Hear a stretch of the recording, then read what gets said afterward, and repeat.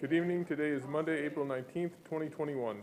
The Standing Committee on Social and Economic Development will begin at approximately 6 p.m. with the chair to be announced. Thanks and have a good night.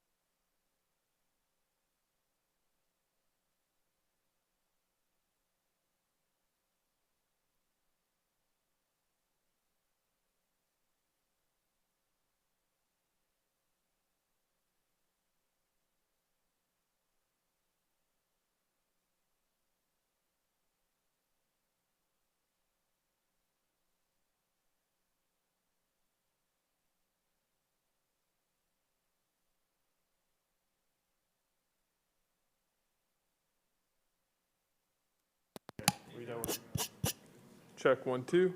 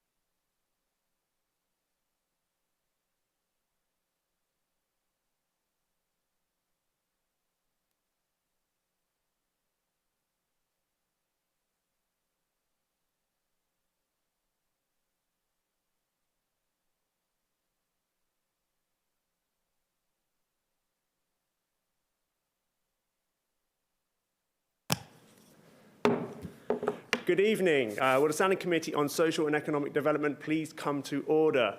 Welcome everybody. Our first item of business is the election of a chairperson. Are there any nominations? Mr. Martin. I would like to nominate Mr. Teichman. Mr. Teichman has been nominated. Are there any other nominations? Hearing none, Mr. Teichman, please take the chair.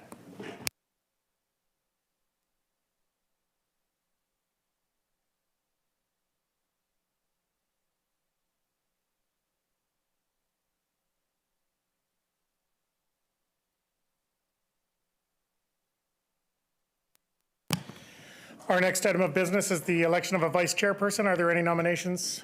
Minister Johnson. I'd like to nominate MLA Martin. Mr. Martin has been nominated. Are there any other nominations? Hearing no other nominations, MLA Martin is elected vice chairperson. This meeting has been called to consider the following bills. Bill 25, the Municipal Statutes Amendment Act. Bill 37, the Planning Amendment and City of Winnipeg Charter Amendment Act. Bill 38, the Building and Electrical Permitting Act, various acts amended, and Permit Dispute Resolution Act enacted. And Bill 53, the Municipal Statutes Amendment Act.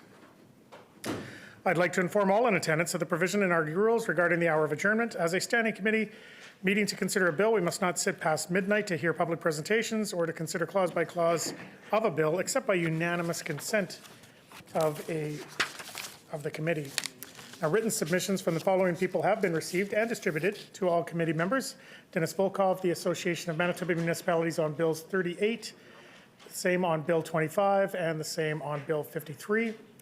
Trish Fraser from the Municipality of North Cypress Langford on Bill 37. Eleanor Link, private citizen, on Bill 37. And Bev Pike, private citizen, on Bill 37. Does the committee agree to have these documents appear in the Hansard transcript of this meeting? Agreed, and so ordered. Prior to proceeding with public presentations, I would like to advise members of the public regarding the process for speaking in a committee. In accordance with our rules, a time limit of 10 minutes has been allotted for presentation, with another 5 minutes allowed for questions from committee members. If a presenter is not in attendance when their name is called, they will be dropped to the bottom of the list.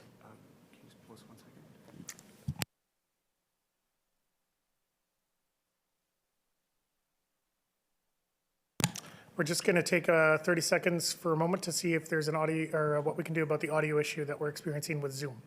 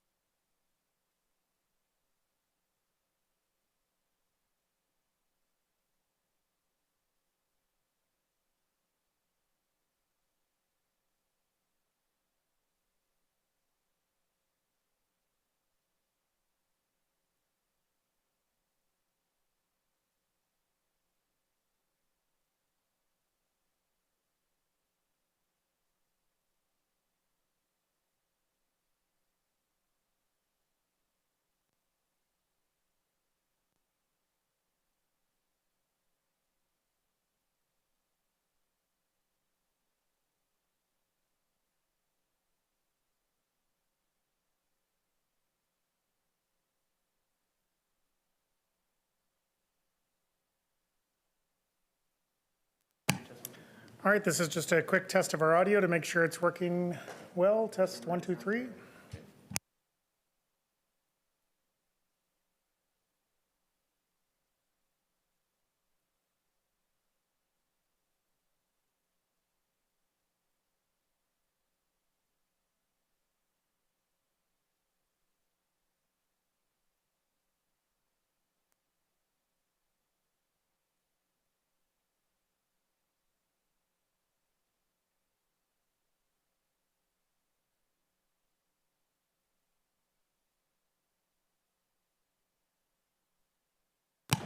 All right, I'm told the audio is much better now, so I can continue. As I was saying, if a presenter is not in attendance when their name is called, they will be dropped to the bottom of the list. If the presenter is not in attendance when their name is called a second time, they will be removed from the presenter's list. The proceedings of our meetings are recorded in order to provide a verbatim transcript. Each time someone wishes to speak, whether it be an MLA or a presenter, I first have to say the person's name. This is the signal for the Hansard recorder to turn the mics on and off. Also, if any presenter has any written materials for distribution to the committee, please send the file by email to the moderator, who will distribute it to all committee members. I have 3 leave requests for the committee. We have a presenter this evening who wishes to speak in French, Mr. Ivan Normando, who is number 14 on the list for Bill 37 before us. Our usual practice is to allow presenters speaking in French to go first. Is it the will of the committee to allow Mr. Normando to present first? Agreed and so ordered. We've also received a request from Marc Lemoyne and Sherwood Armbruster, who are number 1 and 2 on the list for Bill 25 before us, that they be able to present together. Is it the will of the committee to allow Mr. Lemoyne and Mr. Armbruster to present together? Agreed and so ordered. And the third leave request is actually from me, which is in light of the long list of presenters for Bill 37, and with the exception of Mr. Normando, who we've already noted, Mr. Ivan Normando, that is, that we consider the bills in the ones with the fewest presenters first. So my proposed order is 25, 38, 53, and then 37. Is that agreed? Very good. So we'll begin with the French presenter. Is that correct, Mr. Clerk? Yes. Yes, Mr. Martin. One last request, Chair, notwithstanding the French translation, if we could take those presenters, identify themselves as out of town on the respective lists first. Oh, virtual, I forgot. Forgot it's virtual, sorry. All right. Mindset. Thank you, Mr. Martin, for reminding us of how things used to be before before we were all allowed to participate virtually. Now there's no preference given to out-of-town presenters because everybody presents virtually. So we will now begin with public presentations. And I will call on Mr. Want to get the name right here? Mr. Ivan Normando. He's just coming in. All right, and we're going to call on Mr. Ivan Normando and ask the moderator to invite him into the meeting. I ask Mr. Normando if he could unmute himself and turn his video on.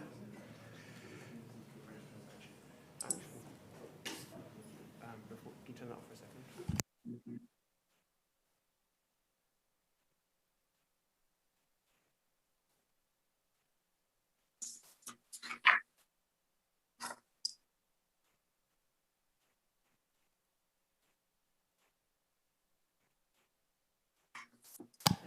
All right, and we'll, with apologies, Monsieur Normando, un moment, s'il te plaît.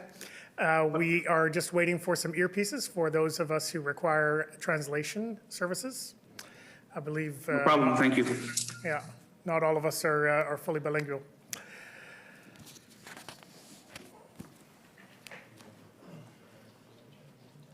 No, that's a full 15 minutes, right? So.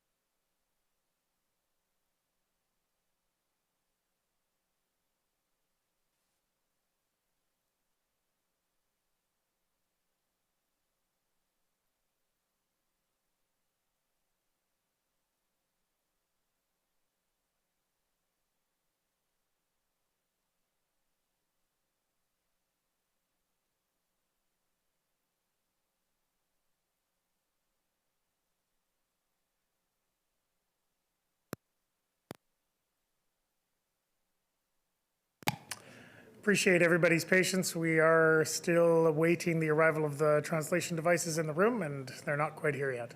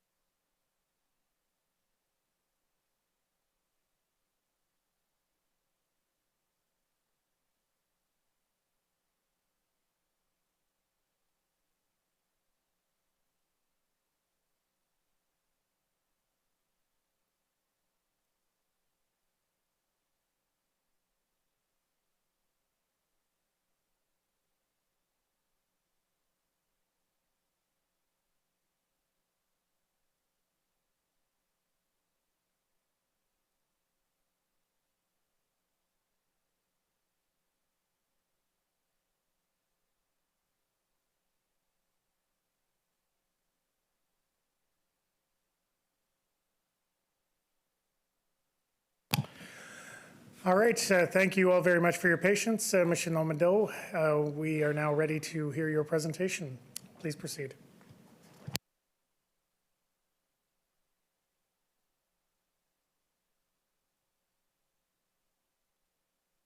I believe, Monsieur Normando, I believe your mute may be on. We're not hearing you. There we go. I can see you now, but still not having audio.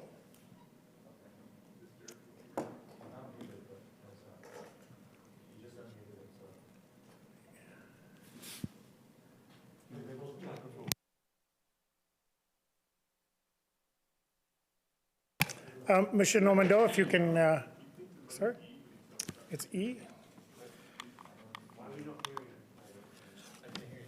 That's English. Yeah. Monsieur Normando, we're not able to hear you quite yet. Are you able to try your audio one more time and just see if we can hear you?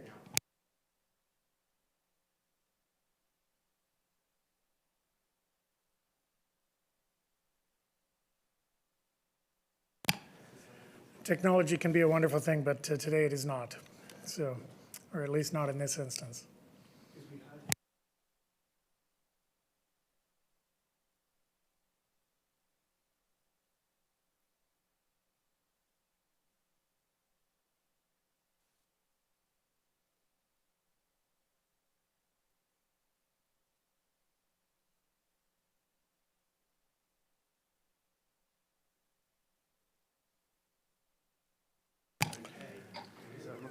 So, Mr. Normando, we were able to hear you. We were able to hear you at one point, but we don't seem to be able to hear you now. I'm not sure if there's anything that changed at your end, but perhaps try to unmute yourself one more time. Oh, there you are. I can hear you. Okay, can I try now? Can you hear me in English? I can, and I believe we have translation working shortly. All right, so please go ahead en français, s'il te plaît. Mesdames et Messieurs les membres du comité permanent, tout d'abord, au nom du conseil d'administration de l'Association des municipalités bilingues du Manitoba, l'AMBM, je vous remercie de m'accueillir pour vous présenter le point de vue du leadership municipal bilingue envers le projet de la loi 37 de la province du Manitoba. Depuis les années 1980, l'AMBM est la voix du leadership municipal bilingue dans la province du Manitoba. Notre association représente 15 gouvernements de proximité engagés à offrir des services de 2 langues officielles à leur population. C'est comme ça que la ville de Winnipeg et nos 14 autres membres au milieu rural contribuent activement au développement des communautés de 2 langues officielles en situation minoritaire de la province. L'AMBM est également propriétaire de 2 filiales. D'abord, le Conseil de développement économique du Manitoba bilingue du Manitoba, CEDEM, qui est au service du développement économique et de l'entrepreneurship depuis 1996. Puis, EcoWest Canada, qui appuie les petites et moyennes municipalités dans la mise en place de stratégies en économie verte. Tel que le communiqué de ma lettre du 4 juin 2020 à la ministre des Relations de municipalité, à l'époque, Mme Rochelle Squires, l'AMBM appuie les efforts de représentation menés par l'Association des municipalités et la Ville de Winnipeg à l'égard de ce projet de loi destiné à modifier la loi sur l'aménagement du territoire et la charte de la Ville de Winnipeg. Aujourd'hui, mes commentaires porteront spécifiquement sur le texte actuel du projet de la loi 37 et auront comme objectif d'obtenir plus de clarté sur certains points de ce même projet de loi. L'aménagement du territoire, c'est le fruit du travail combiné des gouvernements, en particulier le provincial et les municipalités. Deux ordres de gouvernement complémentaires qui jouent des rôles différents dans un processus complexe, en partenariat avec le secteur privé qui innove, qui prend des risques et qui génère de l'activité économique sur le territoire. L'AMBM a plusieurs préoccupations face à ce projet de loi.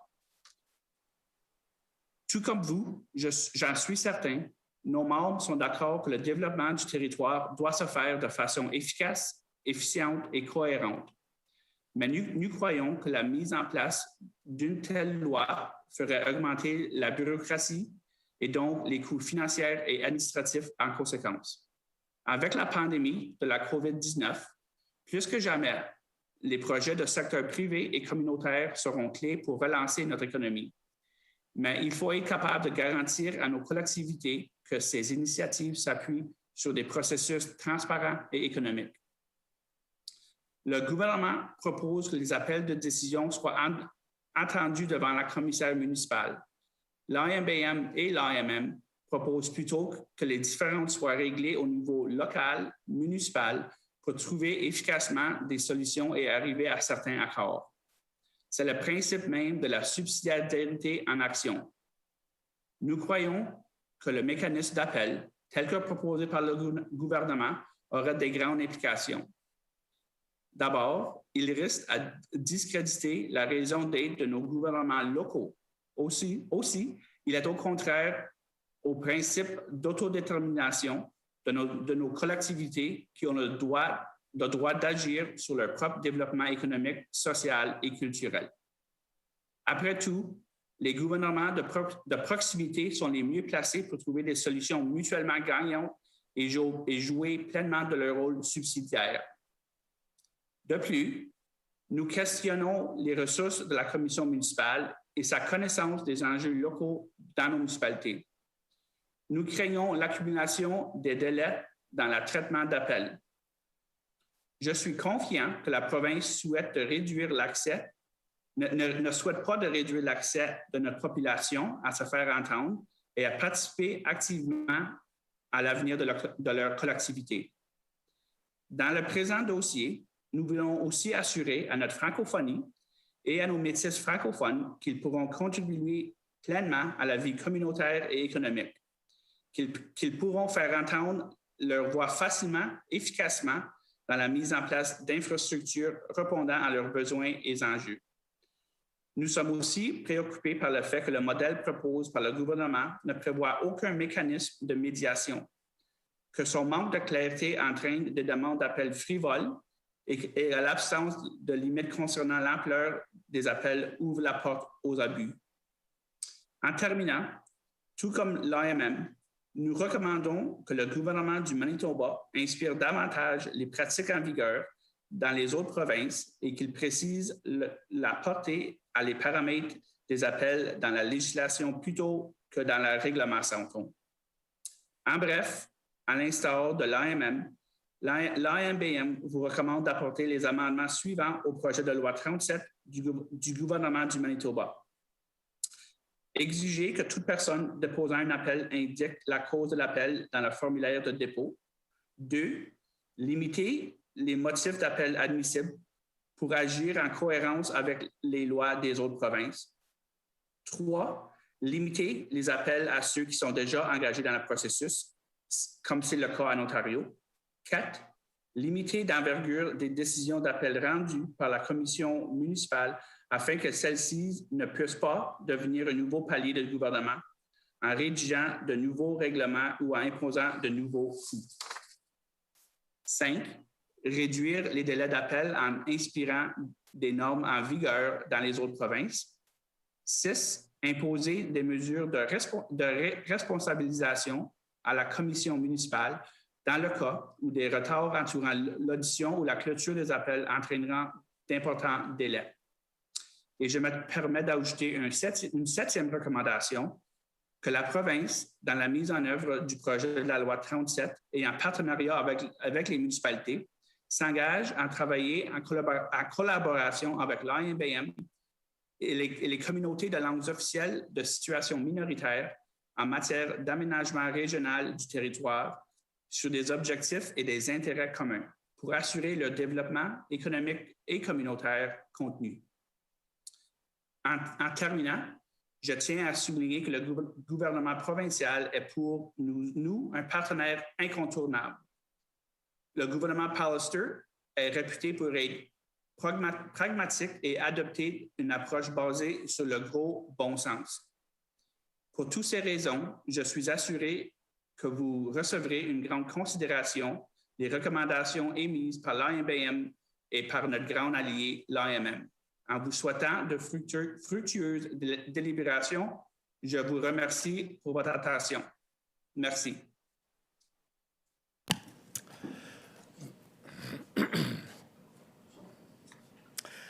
Just letting our translation team catch up to you, Monsieur Okay, Normando. sorry. Monsieur Normando, merci pour votre présentation. We'll now move on to questions. Questions from committee members, the Honourable Minister. Yes, thank you, and I just want to thank you for taking the time to come out and present today. I definitely appreciate everything that AMBM does. I don't know if you're familiar with my past, but I was on council in St. Laurent, RM St. Laurent, which is one of your members. So I was on there for 4 years. So I'm definitely know firsthand of all the help that you've done over the years in my home municipality. So we kind of believe that Bill 37 aims to improve the efficiency and transparency and accountability of planning while also enhancing opportunities for economic growth in communities across the province.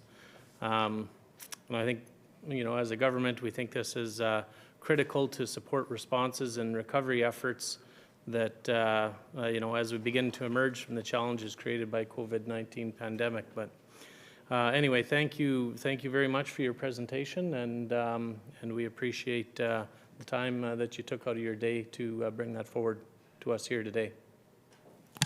Monsieur Normando, une réponse pour le ministre? Oui, merci beaucoup pour ta réponse. Puis certainement, nous voulons travailler ensemble avec la province et on veut certainement être un allié avec vous. Merci. Further questions, Mr. Weeb. Well, thank you very much, Mr. Normando, for your presentation this evening. I appreciate your advocacy on behalf of your members and bringing that particular point of view that you bring on behalf of them to the committee tonight. I think you've echoed a lot of the concerns that I've heard thus far, and I think you've set the tone for this evening and a lot of the things that we're going to hear from many of our presenters this evening, namely about increased bureaucracy, a lag in the appeal process, and many other concerns. I especially take your point that the work that you do is to engage people in the democratic process. That's what your organization does. And so I take the point that you are, as an organization trying to get people more engaged in democracy, and yet here we have a bill that actually takes the democratic process away from those people that you're trying to represent. And again, I think we're going to hear a lot of that from local municipalities who do their darndest to represent the ratepayers across Manitoba. So we're definitely listening to those concerns. I just wanted to ask specifically about one of the items that you mentioned. You sort of had a long list of proposed amendments. And I think the first one, and I didn't quite catch exactly what you said, maybe you could spend a bit more time on it. It was with regards to the cost of those appeals. And maybe if you could just take a couple seconds to give us a little bit more information on that. Monsieur Normando. J'ai pas les coûts exacts, mais j'ai seulement peur que avec tous les demandes, que les coûts vont augmenter pour non seulement les privés, mais aussi pour les membres des communautés. Je crois qu'il va y avoir beaucoup de délais et les délais vont amener des coûts pour nos municipalités et aussi pour nos membres du public qui vont falloir payer pour des fois avoir des demandes qui ne devraient pas être là. Further questions, Mr. Weeb? Oh, no. Just to thank the... All right. My apologies. Further questions, Mr. Lamont? Oui, merci. Merci beaucoup pour votre présentation. Je sais que ce n'est pas vraiment, ce projet de loi, ce n'est pas vraiment une réponse aux pandémies. C'était quelque chose qui a été introduit avant la pandémie. Mais est-ce que l'AMBM a été consulté en avance? Parce que je sais que, ou consulté avec le rapport de la trésorerie qui a été préparé. Quelle sorte de consultation est-ce que vous avez eu pour ce projet de loi? Monsieur Normando. Oui. Je crois que nous n'avons eu aucune consultation. Okay. Further questions, Mr. Lamont? Ben, merci beaucoup, Monsieur Mendes. Je veux seulement dire merci beaucoup, Monsieur Normando. On apprécie beaucoup le travail acharné que vous faites à l'AMBM et aussi pour les amendements que vous avez introduits aujourd'hui. Merci bien. That's all the time we have for questions. And Monsieur Normando, merci pour votre présentation. We'll now move to the next presenter. As previously agreed, that means we're going to go to our lists from Bill 25, and Marc Lemoine and Sherwood Armbruster have requested to present together. So I'll now call on both of them and ask the moderator to invite them into the meeting. And I ask them to unmute themselves and turn their video on.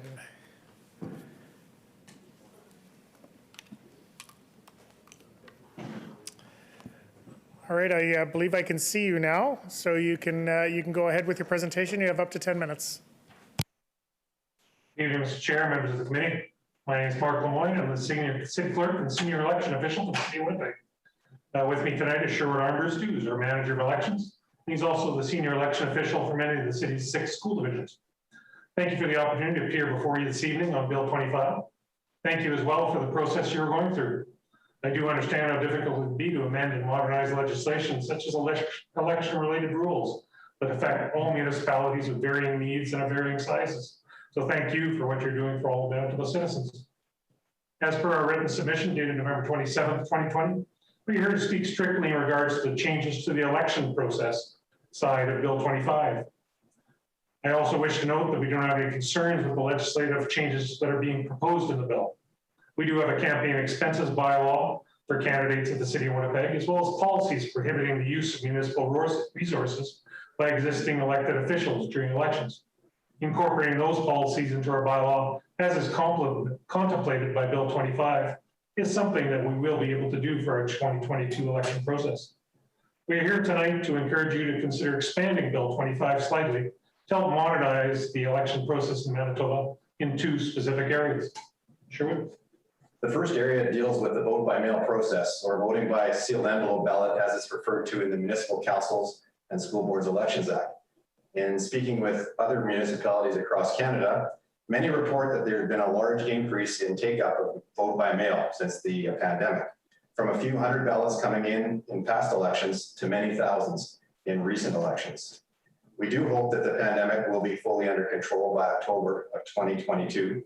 And we also feel strongly that there will continue to be an increased desire by voters to use the vote by mail option. The current legislation restricts use of this option to those who expect to be away from the municipality on election day along with a few other special cases. In the context of a pandemic, it can be expected that a significant number of voters will be unable to attend a polling station as they need to self-isolate, or they may simply prefer, and reasonably prefer, to limit exposure by avoiding crowds and public places. Citizen preferences in terms of public movement and interaction have shifted as a result of technology, societal change, and the pandemic. And as such, we do believe that there will be demand for increased use of vote by mail well beyond the pandemic. As such, we respectfully request that as part of Bill 25, you amend Section 95 of the Municipal Councils and School Boards Elections Act and allow all voters to use the vote by sealed envelope service regardless of their reason.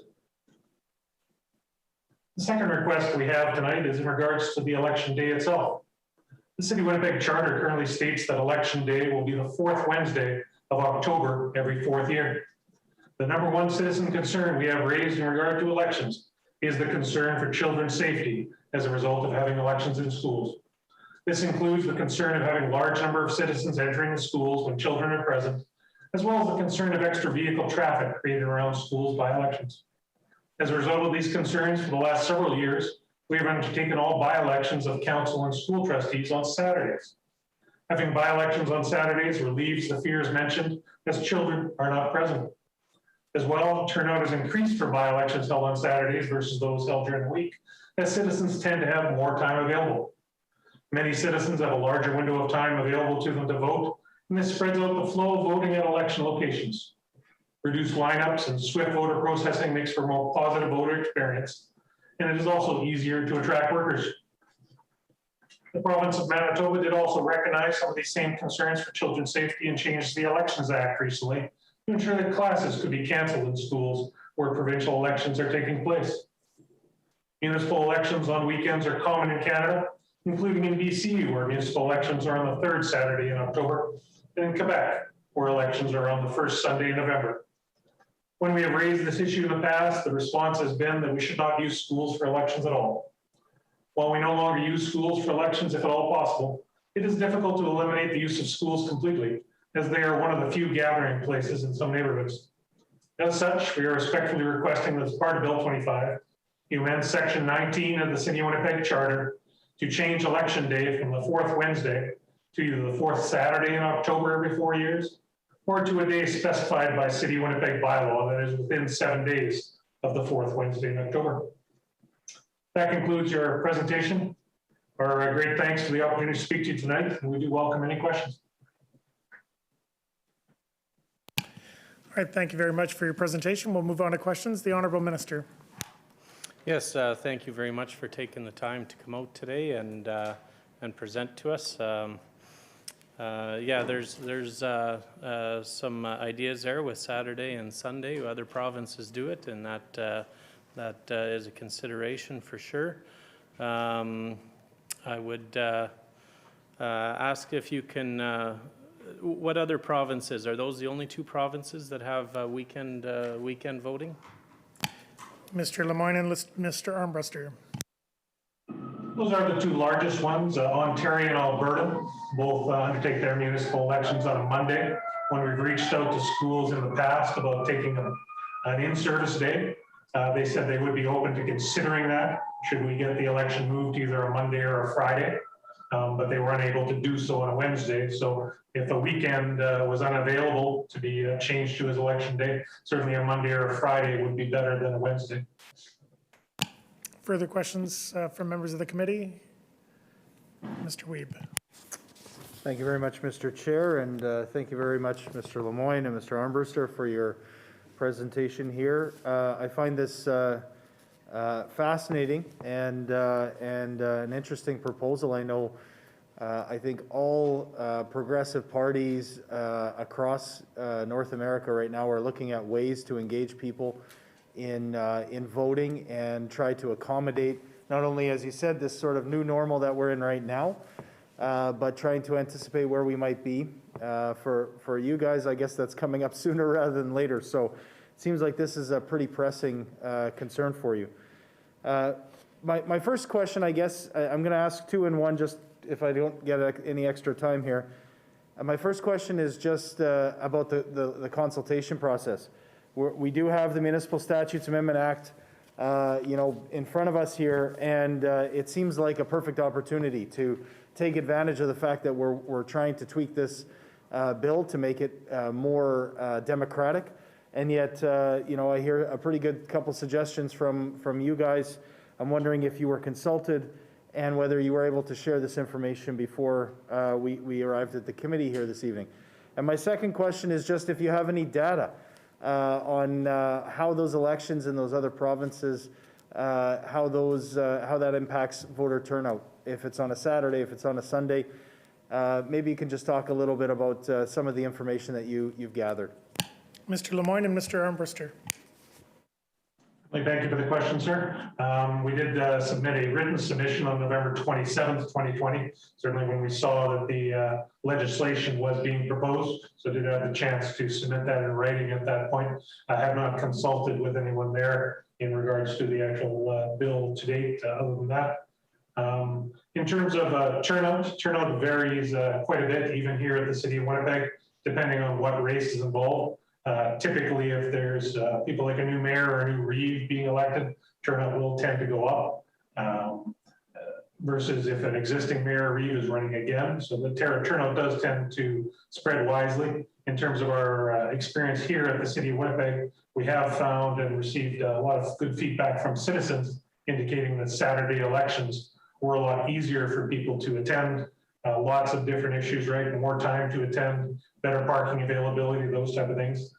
In terms of other provinces, typically, as I say, the actual turnout varies up and down, so it's hard to tell. Vancouver, for example, is always on a Saturday. The same with Montreal, always on a Sunday. So hard to compare. Sometimes they're high, sometimes they're low, and it does vary like that right across the country. Further questions, Mr. Wiebe? Sorry, I do just have one more question.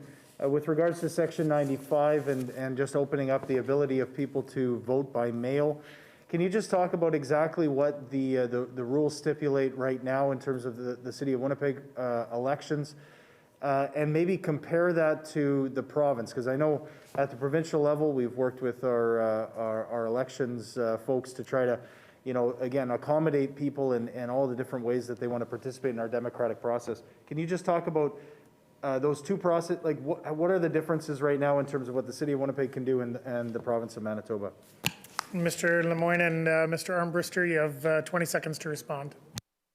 Certainly. So the Municipal Council Board of Elections Act, Section 95, my understanding is it's very similar to provincial legislation and to other jurisdictions in that voting is restricted to persons with a disability and persons that are away. So I would recommend the committee to look at all legislation in that regard. But we are here speaking specifically to Section 95, and I think opening it up would provide facilitate voting for a much larger number of our citizens and voters and make the voting experience much more positive. All right, thank you, Mr. Lemoyne and Mr. Armbruster, for your presentation this evening and also for taking the time to answer questions from members of the committee. We're now going to move to our next presenter and our next bill.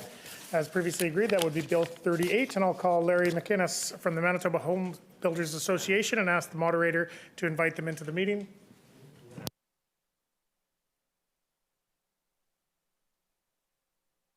My apologies, I am misreading I think I need my reading glasses here. It's Lanny Mcinnis. I'd ask the moderator to invite them into the meeting and ask them to please unmute themselves and turn their video on.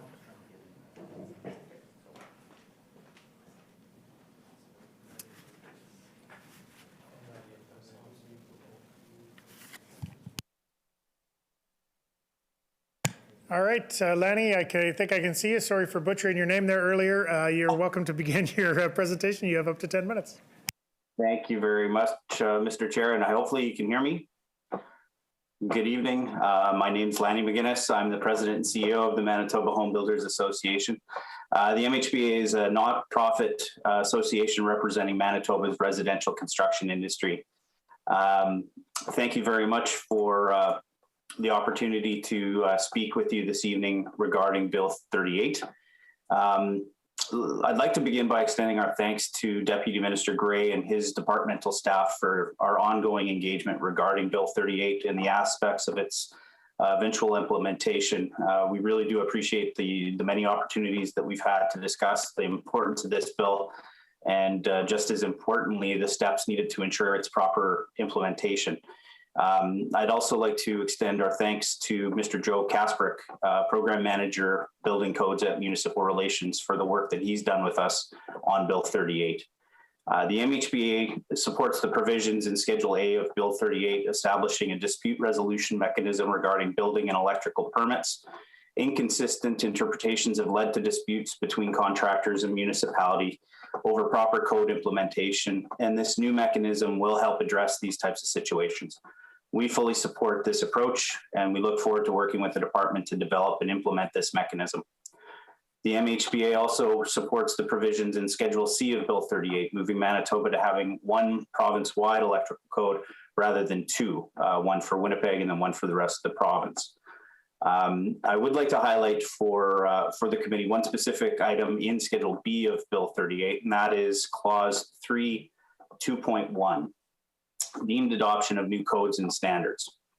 The MHBA supports the timely adoption of new editions of the National Building Code and Electrical Code. We continue to call for both a sufficient period of time for industry to review the national code changes, followed by a sufficient period of time post-adoption to prepare for the proper implementation of the newly adopted codes. Clause 3, 2.1 provides a maximum of 24 months and then moves to a maximum of 18 months for the province to review and adopt national code changes. In our view, this is a sufficient window for the province and industry to properly review code changes.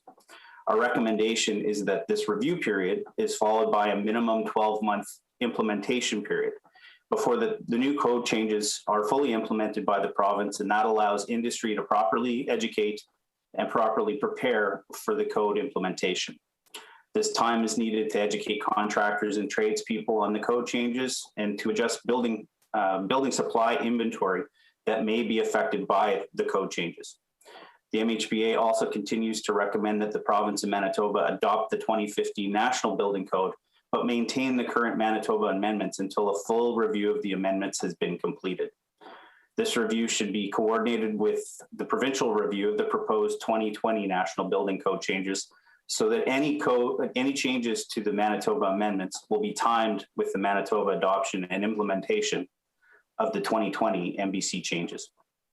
This recommendation will allow for a more effective review of Manitoba's amendments to take place, while also providing industry with adequate time to plan for any changes that the elimination of any of the amendments may cause for residential construction. We agree with the Treasury Board Secretariat's review's findings that the current Manitoba amendment should once again be reviewed, and that the amendments should be minimized. The review of the Manitoba amendments should be a proper and thorough review involving industry experts, and it should be done prior to any changes to the current Manitoba amendments taking place. It is important to minimize any unintended consequences that may arise by eliminating amendments without first properly examining the potential consequences. We look forward to participating in this review process, and we again offer our technical experts to assist in this process as well. Thank you for your time this evening, and we look forward to the passage of Bill 38 and working with government officials on its implementation. Thank you. Thank you, Mr. Mcinnis, for your presentation. We'll now move on to questions. The Honourable Minister.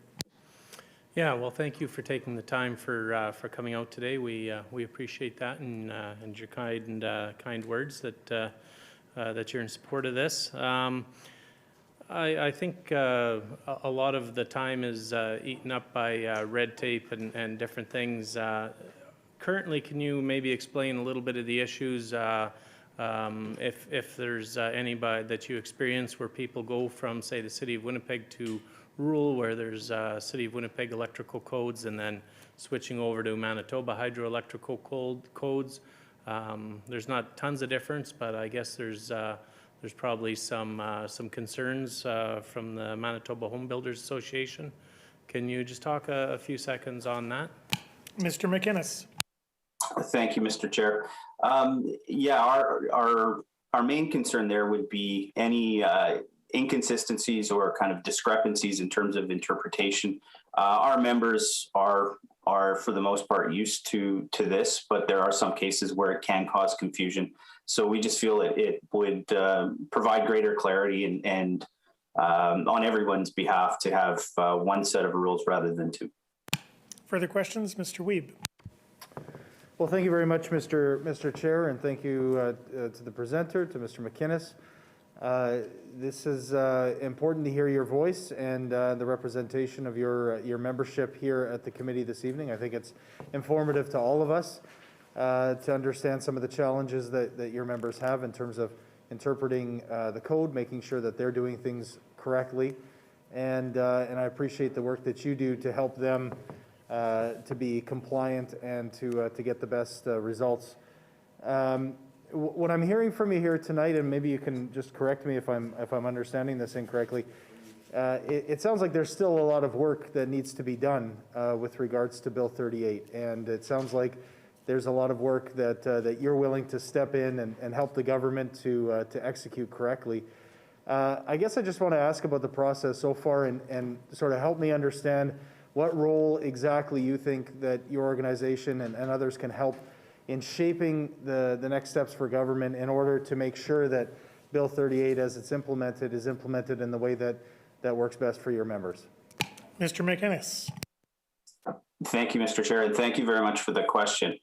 Our organization works very closely with both the former Office of the Fire Commissioner, now part of the Municipal Relations Department, along with the City of Winnipeg on code issues through our Technical Research Committee. And Mr. Kasprick from the department sits as a member of our Technical Research Committee. So we're in close and very frequent contact on any code issues. And when there are discrepancies in terms of interpretation, we do utilize that network to bring those questions forward and try and get clarity from the department on Manitoba code interpretation. Our Technical Research Committee provides the building science experts on the residential construction side of the industry together as a group to deal with building science issues, code compliance issues, and reviewing of code changes. And it's a ready-made group that we've offered to work with the province to view these things through that residential construction lens and provide our expertise and feedback. Further questions? Mr. Wiebe. So then, just in terms of the timing, I think that you had mentioned some concerns about that. Can you just lay out specifically what you're hoping when it comes to the timing on this particular bill and some of the issues you foresee there? Mr. Mcinnis, you got about 45 seconds. Thank you, Mr. Chair. What we're asking for is an implementation period to follow the adoption of the code changes. So Manitoba has reviewed the code changes. The provincial government has adopted them. What we're asking is for a time period. We think 12 months is reasonable before they're fully implemented so that industry can prepare and make any adjustments or changes that they need to make and make sure contractors are educated to implement them ready when they're fully adopted and ready to be implemented by the province. All right, that takes us to the end of the time for this particular presenter. I thank you very much, Mr. Mcinnis, for your presentation and for the time that you took to make it and to also answer questions from members of the committee this evening. We'll now call the next presenter, but first I have a written submission that we received on Bill 38. It's from Daryl Harrison of the Winnipeg Construction Association. Is it the will of the committee to have also this presentation appear in the Hansard transcript of this meeting? Agreed and so ordered. So continuing on, we'll now go to Bill 53 and the presenters there. So I will call on Norman Rosenbaum and ask the moderator to invite him into the meeting. It appears that Mr. Rosenbaum is not with us this evening, so we'll move to the next presenter. I'll call on Dorothy Kleiber and ask them to be invited into the meeting. And I should note that Mr. Norman Rosenbaum's name will be dropped to the end of the list of presenters. So, Dorothy Kleiber, I can see you now, and thank you very much for coming out this evening. You have up to 10 minutes to make your presentation. Go ahead. Thank you, Mr. Chair. Good evening, members of the committee. I'm here today to speak about changes for Bill 53 and specifically Section 84.1.4 of the Municipal Act, which relates to voting for sanctions on the Code of Conduct legislation, which was implemented November 1st, 2020. Before I continue on, I will say that I am representing myself and I am not representing any municipality. I am not in favor of the change that councils with members fewer than 7 should pass sanctions with only a majority vote. Section 84.1.4, as it is currently written, is a safeguard for those that constitute a minority on councils and protects them from bullying of the majority. Current legislation calls for majority plus 1 for sanctions. Let me explain to you why this is so important. The intent of the legislation of the Code of Conduct is to promote appropriate behavior and to encourage reconciliation and cooperation among members of council. Even if inappropriate behavior takes place, legislation was meant to informally address issues and to mediate issues before unreconciled differences are moved to the investigative stage and possible sanctions. This would seem to be a reasonable process, but that is not what always happens when the process is not followed and councils are regularly split in their voting, such as 3-2. Then the Code of Conduct can be weaponized by the majority against the minority on council. Here are some problems with the process that relates to the vote for sanctions. And first, let me explain, if you're not familiar with the current process, which follows the flow chart of the complaint. So this is the actual complaint process currently. If a councillor feels that another councillor has contravened the code, he or she must first seek informal resolution with the person they feel has contravened the code. If the person is not receptive, then a complaint may be filed with the CAO. The complaint must be within 30 days of the violation unless it's sexual harassment takes place. Then it is sent to a third-party intake reviewer. The reviewer sends a report back to the council with a recommendation of dismissal or acceptance of the complaint. Even if the recommendation is dismissal, council can vote that the complaint be moved to mediation. Additionally, if the complaint is accepted, it also moves to mediation. If one party refuses mediation, it then moves to investigation. At this stage, the complainant and the respondent are to jointly choose an investigator. And if they cannot agree on an investigator, then the CAO may choose an investigator.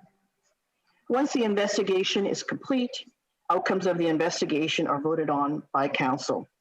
Throughout this entire process, any votes by council are passed by the majority. You can see that the process is geared towards the majority on council. Let me talk about the inherent problems of this process and the necessity to maintain the vote as majority plus 1. Assume the person who has a complaint filed against them is in the minority on council. While informal resolution must be sought at the beginning of the complaint, a CAO can accept the complaint and send it to the intake reviewer without informal resolution, even though this is not proper process. The complaint is sent to the intake reviewer and is returned to council to be dismissed because of lack of informal resolution. However, a majority on council can vote for the process to continue, despite the fact that the first step has not been followed. There is nothing that the respondent can do in this regard if they are not part of the majority. Next, the complaint moves to mediation to try and resolve problems. If the complainant or the respondent refuse to mediate, the complaint moves to investigation. Even if one party is willing, mediation is not considered. However, if the complainant seeks to be punitive and not be in a spirit of reconciliation, they will try to bypass mediation. In the next step, the complainant and respondent must jointly choose the investigator. If the CAO is unbiased, they should be asking both parties for the requests. However, If the one party refuses mediation, it leaves the CAO, who may or may not be unbiased, to choose an investigator. This is also problematic. What should happen is if the two parties cannot agree, a third unbiased party that is at arm's length from the municipality should choose an investigator rather than the CAO, someone like an intake reviewer.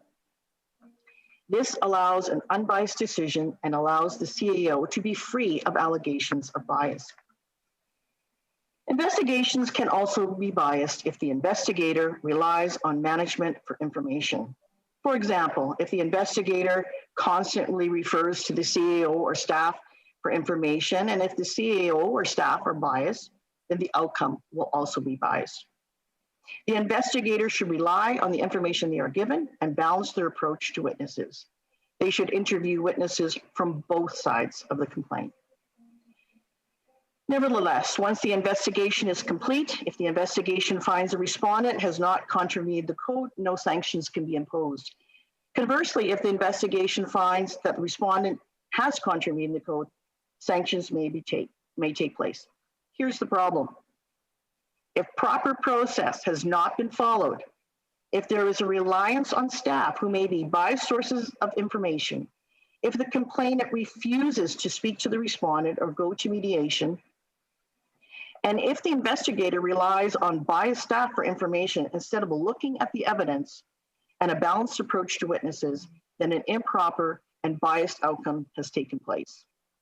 Therefore, the only safeguard a minority member on council has is the vote of majority +1. If the province wishes to be fair and provide proper justice for bullying, changes in the code of conduct process must take place. I would like to point out some things that would benefit all municipalities.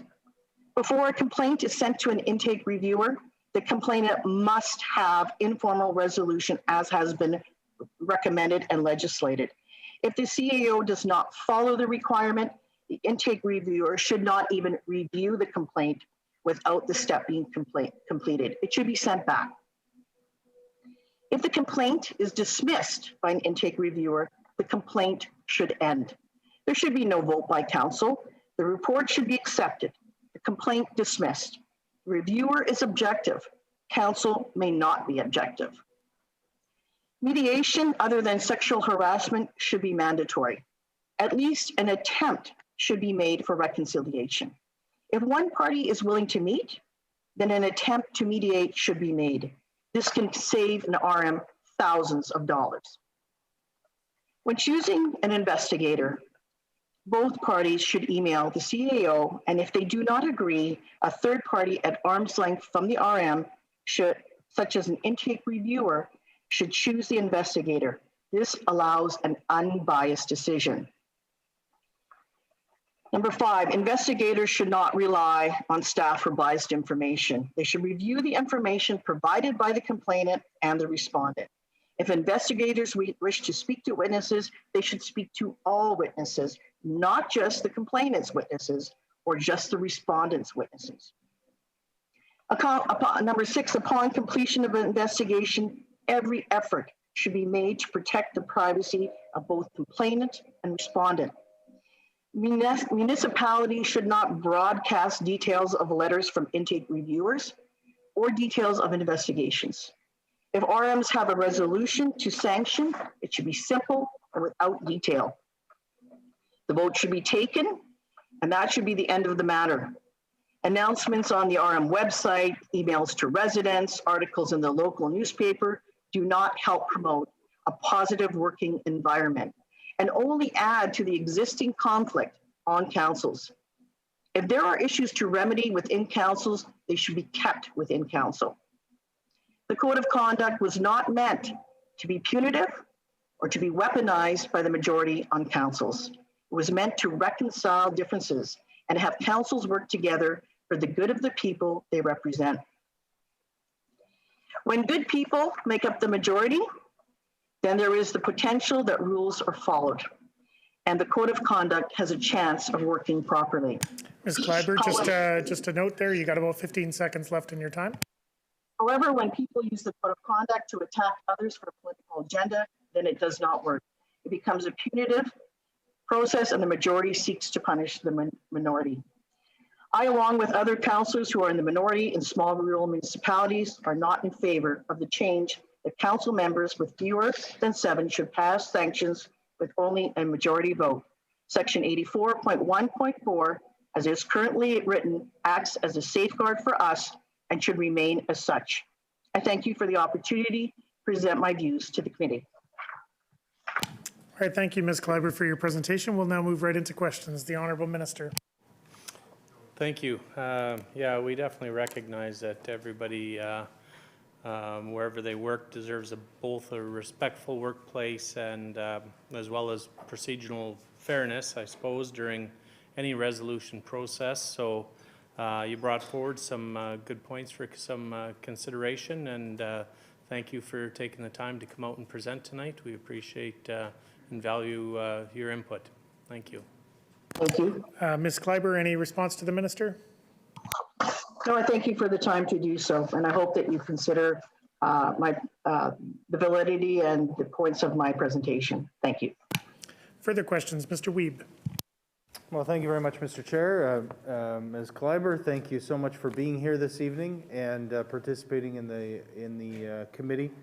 I take your points very seriously. I certainly have heard from a lot of different municipalities across the province, and there have been certainly been issues as you've identified, and I've heard from them about those. I think you've outlined your concerns very well, and I do think that you're very passionate about that local democratic tradition. So I appreciate that. I think that's what we're going to be talking about a lot here this evening, is respecting those folks who put their names forward on ballots across this province and look to serve their communities. It sounds like you've done that well, so thank you very much for participating here tonight. Ms. Kleiber, response to the member? I would say to the member, thank you. I would also say that you will see a decrease of people running for council if the majority plus one is removed, because there's just no safeguard for people that are a minority on council. So if we want people to run that are good people on council and balanced council views, we need to keep this in place. Thank you. All right, any further questions from members of the committee? Seeing none, Ms. Kleiber, I will thank you very much on behalf of the committee for the time you took to make your presentation this evening and for answering some of the questions from our committee members and interacting with them. We'll now move on to the next presenter, which is getting back to Bill 37. And our first presenter there is Cam Blight from the Association of Manitoba Municipalities. I'll now call on Cam and ask the moderator to invite them into the meeting. And I'll ask Mr. Blight to unmute himself and turn his video on. I'll note for those of you who may have a copy of the presenter list that there's a typographical error in his name. It should be spelt with a C, C-A-M. Oh, sorry, it should be spelt with a K. I have it correct. In some of them, it was spelt with a C, and it's supposed to be spelt with a K, and I apologize for my misunderstanding there. So I'm assured that it has all been fixed up, and it is correctly spelt now with the K. So you can now proceed, Mr. Blight, with your presentation. You have up to 10 minutes. Thank you, Mr. Chair. Good evening, everyone. On behalf of the Association of Manitoba Municipalities, I would like to thank you for the opportunity to present municipal priorities related to Bill 37.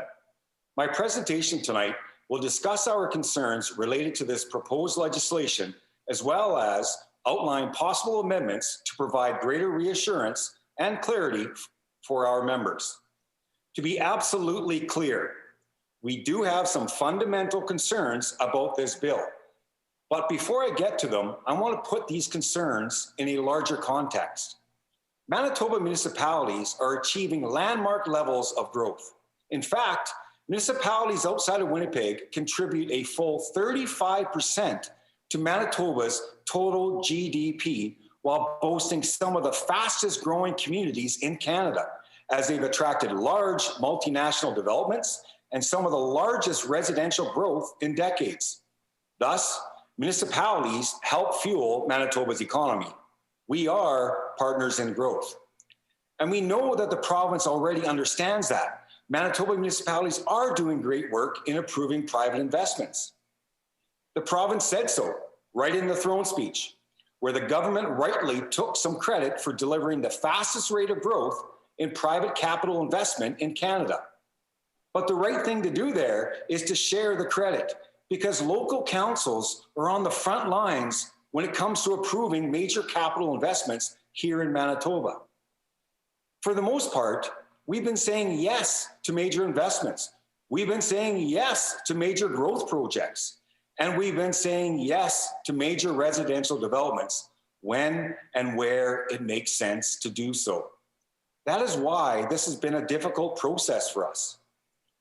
Around the average local council table here in Manitoba, there's years or even decades of experience at balancing employment and industry, infrastructure, the environment, taxes and fees, and other local priorities. Yet, our association and our member municipalities were not consulted by the original task force that led to Bill 48, Bill 37's predecessor. Prior to introduction of this legislation, we saw very little in the way of input from participants who would understand firsthand how it would play out in local communities. So if it seems like the AMM is making last-minute proposals to improve this legislation, it's because we are. We're trying to make up for lost time. With that said, after Bill 37 was introduced, engagement with our association has increased, which we welcomed. We have also appreciated the opportunity to participate in the multi-stakeholder Bill 37 working group to bring forward and discuss municipal concerns. We wish to thank Minister Johnson for kickstarting this working group and supporting this initiative. We acknowledge Bill 37 does include some positive changes from Bill 48. For example, the bill now includes a mandatory 3 years. That's positive. Municipalities now have a right to be consulted by the Minister of Municipal Relations before the creation of any additional regional planning regions. That's positive. However, there is still the risk of municipalities being forced into regions in the end. While the proposed timelines to file an appeal are still slower than in any other province with a similar framework, there are at least some clear timelines for the municipal board to process an appeal. However, significant risks remain. And in fact, all we have to do is look across our border to see how these risks may impact Manitobans if left unaddressed. In Ontario, for instance, the government initially made appeals too easy and appeal boards too powerful, which led to a massive backlog with delays of 18 months or even 2 years to get to a hearing. At one point, the backlog reached 1,000 cases. Again, I repeat, 1,000 cases. The backlog has decreased somewhat, but it remains to this day. Overall, waiting years for an appeal to run its course isn't streamlining development approvals, it's adding red tape and uncertainty. Giving applicants of developments the right to appeal without even requiring them to explain their grounds for appeal isn't streamlining development approvals. It encourages the fast tracking of an appeal to circumvent local decisions made by democratically elected local councils. And giving the municipal board the power to override local decisions undermines the authority and autonomy of municipal officials. So you can see why we are worried. But we're trying to be as constructive as we can in addressing these worries. That's why we are proposing specific amendments to Bill 37 to at least include some of the basic standards we see in other provincial planning statutes. I'm talking about standards that are designed to try to keep the process speedy, fair, and most of all, democratically respectful. Our 6 amendments would: 1, require anyone filing an appeal to state their reason for appealing in the filing. 2, limit permissible grounds for appeal to be consistent with laws in other provinces. 3, limit appeals to those already engaged in the process. 4, limit the scope of appeal decisions so that the municipal board could not become a new level of government by writing its own laws or imposing new costs on taxpayers. 5, further reduce appeal timelines to come into line with other provincial standards. And 6, impose accountability measures on the Manitoba Municipal Board in the event that delays in hearing or closing appeals cause a backlog. All 6 of these features are present in other provincial planning appeals statutes, but not in Manitoba's Bill 37. In Alberta and Ontario, you're required to state why you are appealing right in your notice of appeal. In Saskatchewan, Nova Scotia, Ontario, and Alberta, there are specific limits to why you can appeal. In Ontario, you can't appeal unless you've already been a part of the process. In Saskatchewan and Alberta, appeal boards are limited in how much they can rewrite the law. Nova Scotia even specifies that appeal boards can't impose costs onto taxpayers to support a development, and rightfully so, since councils are supposed to be guarding the public purse. These examples illustrate the need for clear parameters in the bill to guide the appeals process, so appeals are a last resort, not the first step. Every other province that has specific guidelines on when appeals can happen has faster timelines than we do. So if our goal is to reduce red tape, why can't we reduce the timelines for appeals as well? Additionally, Bill 37 states that each member municipality will have at least one representative on the Capital Regional Planning Board. It is essential that municipalities retain the sole authority to appoint individuals, including elected officials, at their discretion to serve on this board. We've heard from the beginning the argument that Bills 48 and 37 were simply a matter of copying best practices from other provinces. All we're asking your committee to do is to be consistent with that claim and add in the safeguards we see in other appeal laws in other provinces. We don't want to be right about the risk that a backlog of appeals locks up critical developments in this province. But if we are right, and Ontario's experience suggests we could be, then the opportunity to fix that is right in front of us. Manitobans shouldn't have to potentially wait for a 3-year review down the road when the provincial government can take steps now to mitigate this unnecessary risk. We respectfully hope that copying safeguards from legislation in other provinces can make it easier for you to take that opportunity while we can. In closing, the AMM wishes to thank the Minister of Municipal Relations once again for making amendments to the first bill to help address several significant concerns on the regional planning side. And we wish to thank all MLAs and legislative staff for your time as we all live and work through these challenging times. If you have any questions for me, I'll be more than happy to try and answer them. Thank you very much. Thank you, Mr. Blight, for your presentation. We'll go straight into questions. The Honourable Minister. Yeah, thank you. You suggested that 35% of our GDP is outside, rurally, outside the city, and I thought it would be more than that, but I'll trust your stats on that.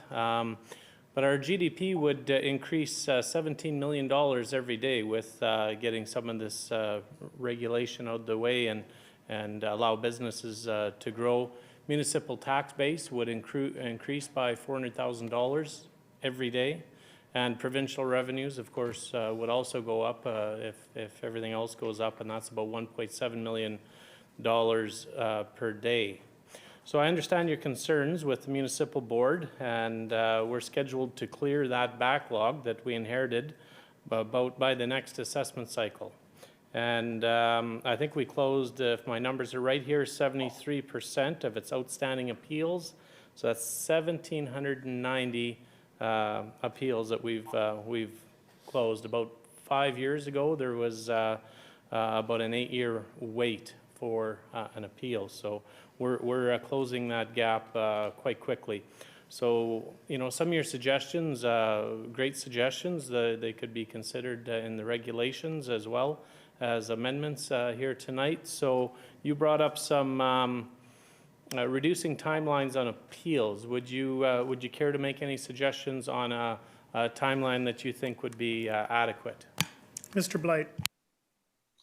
Well, thank you very much, Mr. Chair.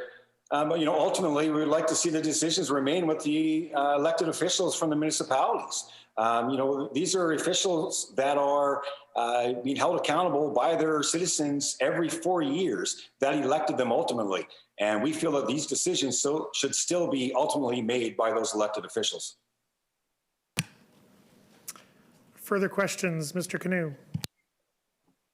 Thank you, Mr. Chair. Thank you, Mr. Chair, and also to you, Mr. Blight. Appreciate the commentary that you're making about the decision-making resting with the duly elected officials. And I know you've probably been talking to many duly elected officials in this whole process of engaging with the AMM membership. And I also wanted to acknowledge the proposed amendments that you brought forward here today.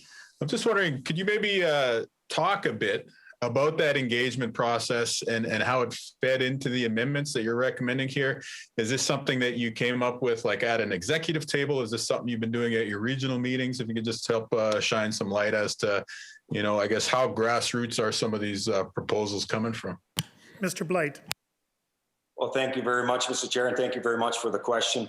When AMM was, given the opportunity to bring forward some of the concerns that they had with the proposed legislation, our staff was on top of it immediately and did a phenomenal job of doing their research, doing their homework, and questioning some of the information that was being presented to them. It didn't take them long to look outside of our jurisdiction to look at best practices as to what has other jurisdictions done, so that we don't make the same mistakes of other jurisdictions. CAOs across the province of Manitoba put together an excellent working document which spoke about some of the issues and the challenges of Bill 48, which is now Bill 37. And that was brought forward for councils and staff and different members to study and understand.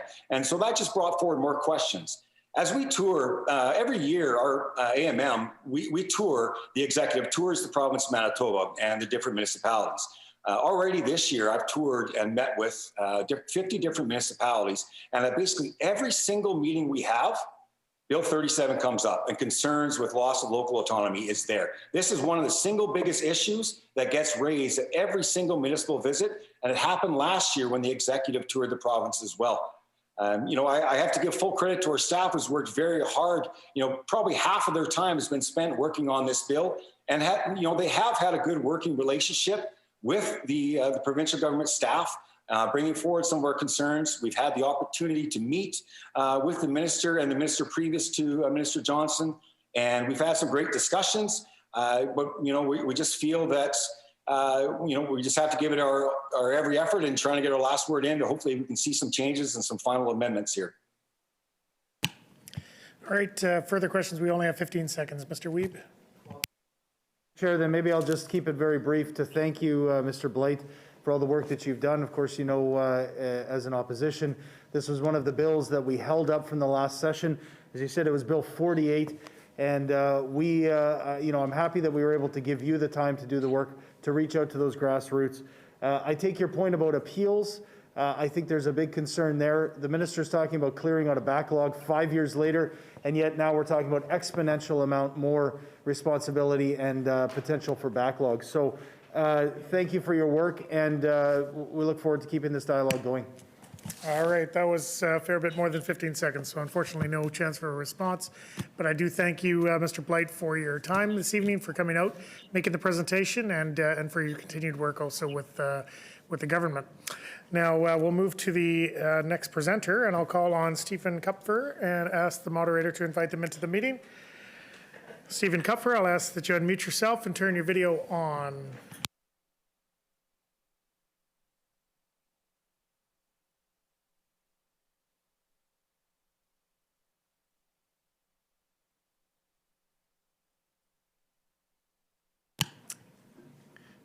Stephen Kupfer, if you can unmute yourself and turn your video on. We don't quite see you yet.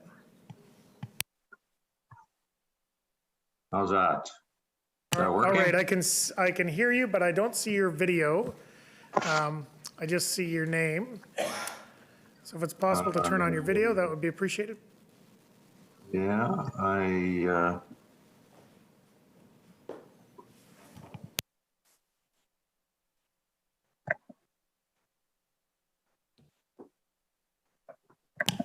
It's usually in the bottom corner there of your screen, bottom left normally. Okay. Looks like a little video. There you are. All right, excellent. I see you, Stephen Kupfer. Welcome to the meeting. You have up to 10 minutes. Go ahead and start your presentation. Yeah, thank you very much. And before I start, I just want to comment briefly on the last presenter. I understand the Association for Manitoba Municipalities, they have to talk their book there of what they want to see, but taking away the decisions from the local authorities and this idea of taking away some local autonomy, I mean, it is the fundamental reason why this bill has to happen. And I'll just tell you my own story and my experience, and you can see why I have that opinion. So I want to address the Bill 37, specifically the provisions and the ability for an applicant, the way I understand it, to appeal a development agreement. And the way I read this bill, it says that that the municipality has to produce a development agreement within 90 days, and also that there are some grounds under which you can appeal your actual development agreement. So the terms and conditions in that, and I would suggest that that has to be as broad as possible, because the municipalities do not use a standard development agreement, and they change the terms all the time, terms and conditions. So I'll just give you a little bit of background quickly on our story, our development here. We signed a development agreement in March of 2013 with the RM of West St. Paul. And our main parcel of property is from Main Street to the Red River. And just for perspective, we border the Shooters Golf Course on one side. So we're technically about 100 meters outside the northern city boundary on Main Street. So we're well inside the perimeter. And in fact, you wouldn't even know it was the RM of West St. Paul because there's continuous development there. Anyways, our river portion was zoned multifamily. And when we signed this development agreement, we did not have our river portion design concept for it. So the front part of our property we were going to develop, and this back part, which was zoned multifamily, we were going to develop at a later date.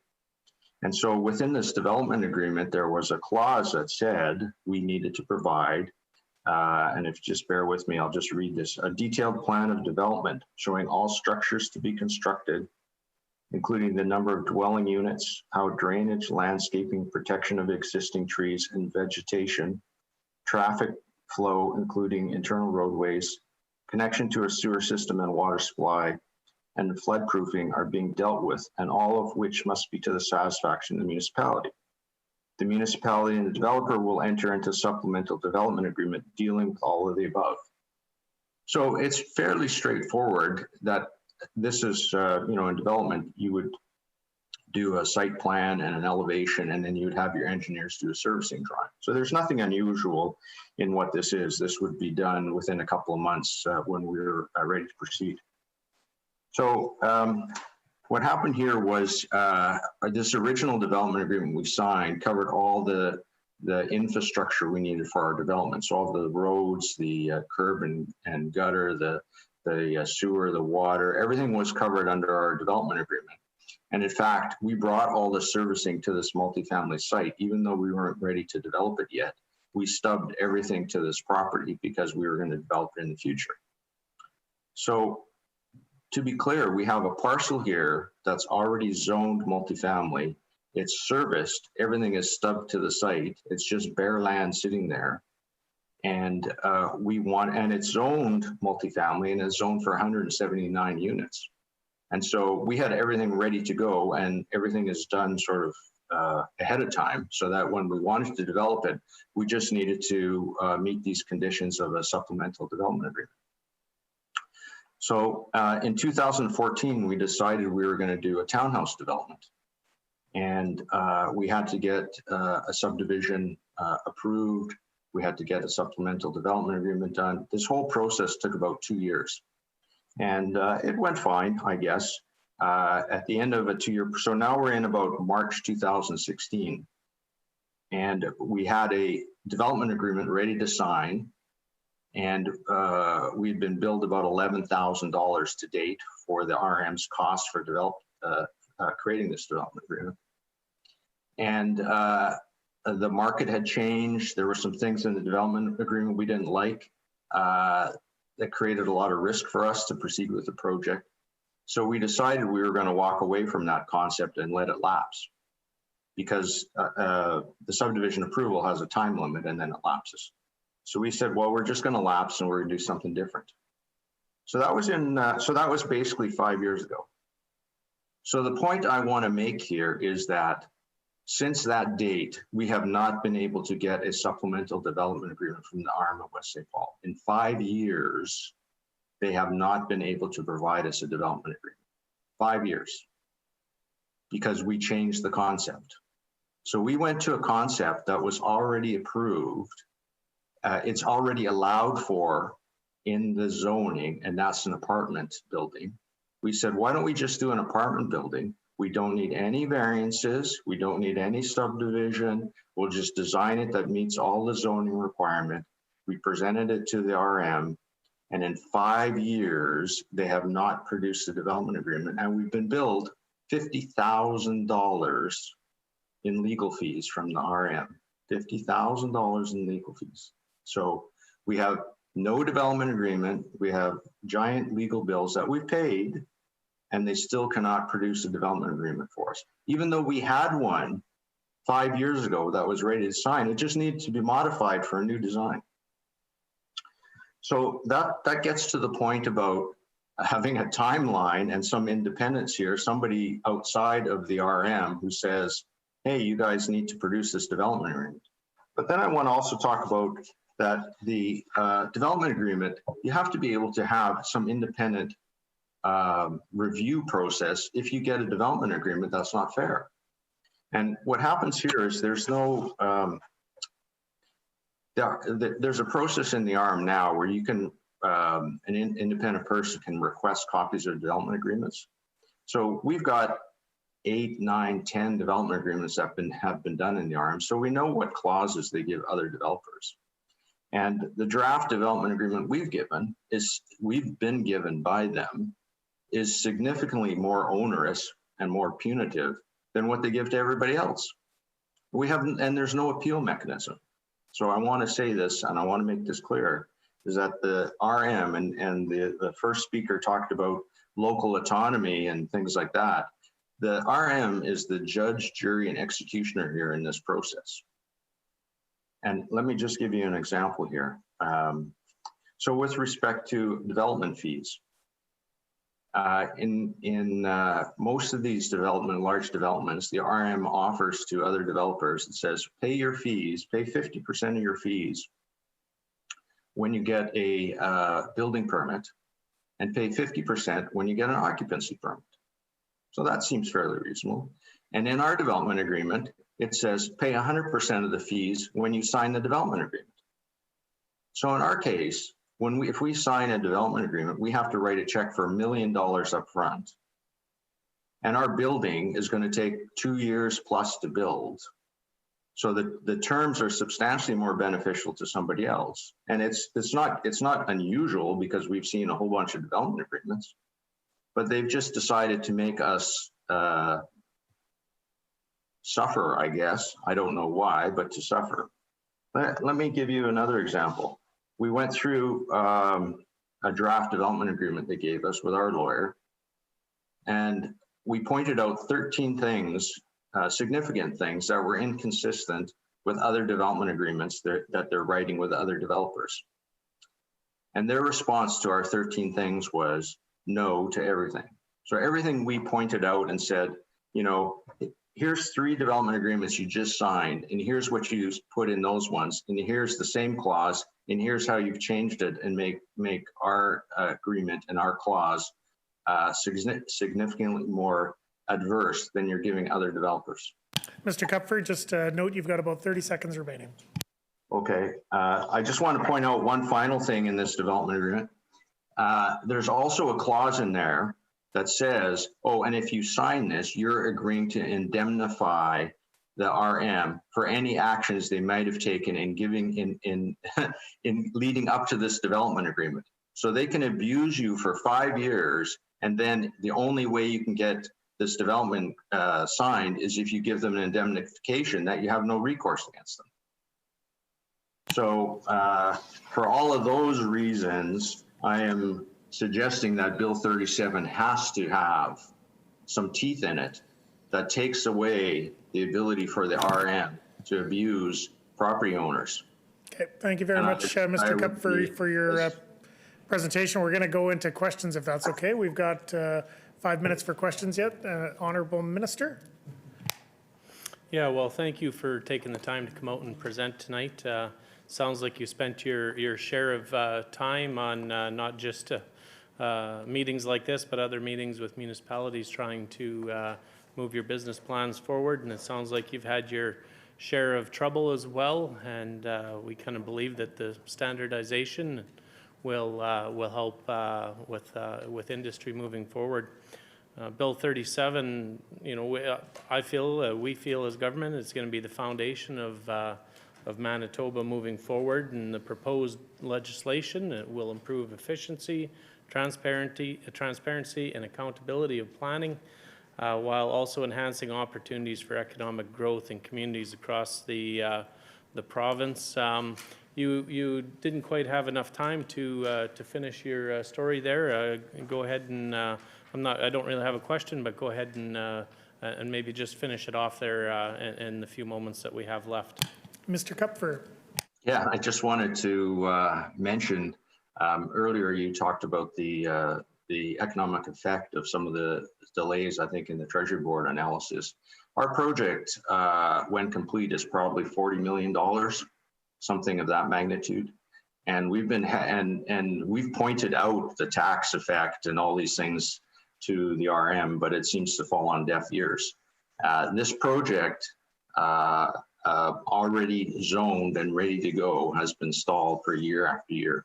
And I think if I could find a reason, I would say because the local politicians don't want the political backlash from residents. Not, you know, this is NIMBYism. This is NIMBYism at its finest, where local residents complain about something, and so the politicians don't want to deal with it. And it's unfortunate because we have all the zoning and all the property rights to do it, and we have to go through the RM, and the RM can block us, well, I guess forever. So thank you. Thank you for allowing me to speak today. Further questions, Mr. Wiebe. Well, thank you, Mr. Kupfer, for joining us here this evening. I appreciate your perspective as a developer. I think it's important to hear your voice here and understand some of the frustrations you've had. And it certainly sounds like you've had some pretty significant frustrations. You know, I can only imagine the amount of work that you've done to try to get this moving forward. And again, I've heard your concerns and your frustrations here this evening. I guess some of the concerns that we have with Bill 37 is that there is an increased onus on municipalities to you know, to do more paperwork, to go through more red tape. And I guess I'm hearing from you that you actually want to get rid of that red tape. You want things to move more quickly and more efficiently. The other concern, of course, we have is that Bill 37 has no additional funding behind it. It doesn't actually you know, give the municipal board any additional resources or funding. Doesn't actually help address some of the concerns that I think you're bringing forward here. What I will say, though, is you know, on the local representation front, I'm sitting here at committee, and I've got your MLA right across the table from me. He's been listening in intently. I'm watching him following along the committee, and I think he's heard your concerns loud and clear. So I hope that you take the opportunity to follow up with him if you haven't already, and take some time to make sure that he's understanding your concerns, and make sure that he's able to fight for you. Because really, that's what we're talking about here with Bill 37, is having that representation And we feel that this bill does not do that. So thanks for your time. I really appreciate you joining us this evening. Mr. Kupfer, any response to Mr. Wiebe? Well, thank you. I appreciate that. I would say that every avenue we have tried, and we've tried them all that we can think of, nobody has the ability to compel the RM to do anything. And that's a flaw in the system. The flaw is everybody, we've talked to the ombudsman, we've talked to this, we've talked to that. We've talked to municipal affairs many times, and all people can say is that, well, they can encourage the RM to do something, but at the end, it's the RM's decision. And that's why I'm hoping Bill 37 takes some of that decision-making away to an independent body that can actually look at this and go, hey, this isn't right, and we need to change this. So thank you again, and I hope it does pass. All right, thank you very much, Mr. Kupfer. That's all the time we have for questions for you. We're going to move right on to our next presenter. So I will call Mark Pittet from the City of Winnipeg Public Service and ask the moderator to invite them into the meeting. Mark Pittet, I ask that you unmute yourself and turn your video on. Is that him? No, that's Brad. Okay, I believe I can see you now. You can go ahead with your presentation. You have up to 10 minutes. Thank you, Mr. Chair and members of the committee, for providing me with the opportunity to speak to Bill 37. My name is Mark Pittet. It's a Swiss name, tough, Mr. Chair, to pronounce. I'm the manager of real estate and land development at the City of Winnipeg, and I'm here today representing our public service. It's my hope that all members of the committee are aware that on March 25th of this year, Winnipeg City Council, by a vote of 14-2, established a number of positions on the major elements of Bill 37. If not, I can certainly provide a link to the clerk to the minutes, as what was approved is integral to the discussion this evening as you deliberate the contents of this bill. With only 10 minutes allotted for me to present, I'll try not to focus on items that I know will be addressed by other presenters and His Worship Mayor Brian Bowman. As the committee is aware, Bill 37, formerly Bill 48, was one of the byproducts of the Planning, Zoning and Permitting Pzp recommendations as published in the June 11th, 2019 report from the Treasury Board Secretariat. Recommendation 1 in the Pzp report has led to the capital planning region being established by Bill 37. I will limit my comments on this as I anticipate that a number of individuals and member municipalities will speak to similar concerns. But in short, the City of Winnipeg is concerned that there are many unknowns in as much as many of the details, including costs to the city, composition and mandate of the board, and whether or not there will be weighted voting are not explicitly laid out in the bill and will only be detailed in subsequent regulations. With that said, I'd like to acknowledge Colleen Sklar at the WMR and her staff and consultants who have worked closely with our urban planning staff to ensure alignment between our development plan, which is better known as our Winnipeg, which was recently tabled, and the draft capital region plan, also recently tabled. Moving on, recommendation 2 of the Pzp report recommended that a quasi-judicial tribunal be created, or the mandate of the municipal board be broadened and enhanced to allow it to hear a wide range of planning, zoning, and permitting appeals across the province. The report also stated that the tribunal should be staffed by independent professionals, follow the best practices of a jurisdictional scan, and operate on a cost recovery basis funded through costs assessed against the unsuccessful party. This bill takes this recommendation much further. It also creates inequity, with only the applicants or owners being afforded the opportunity to appeal to the municipal board in certain circumstances.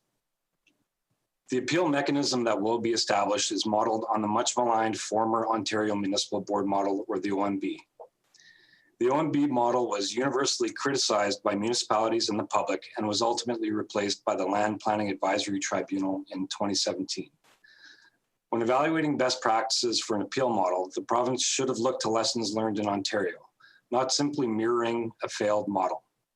Cam from the AMM touched on this in his presentation, and the AMM has prepared a summary of best practices and the shortcomings of the OMB, and has presented the same on a number of occasions. I hope the committee has had the opportunity to review this important work.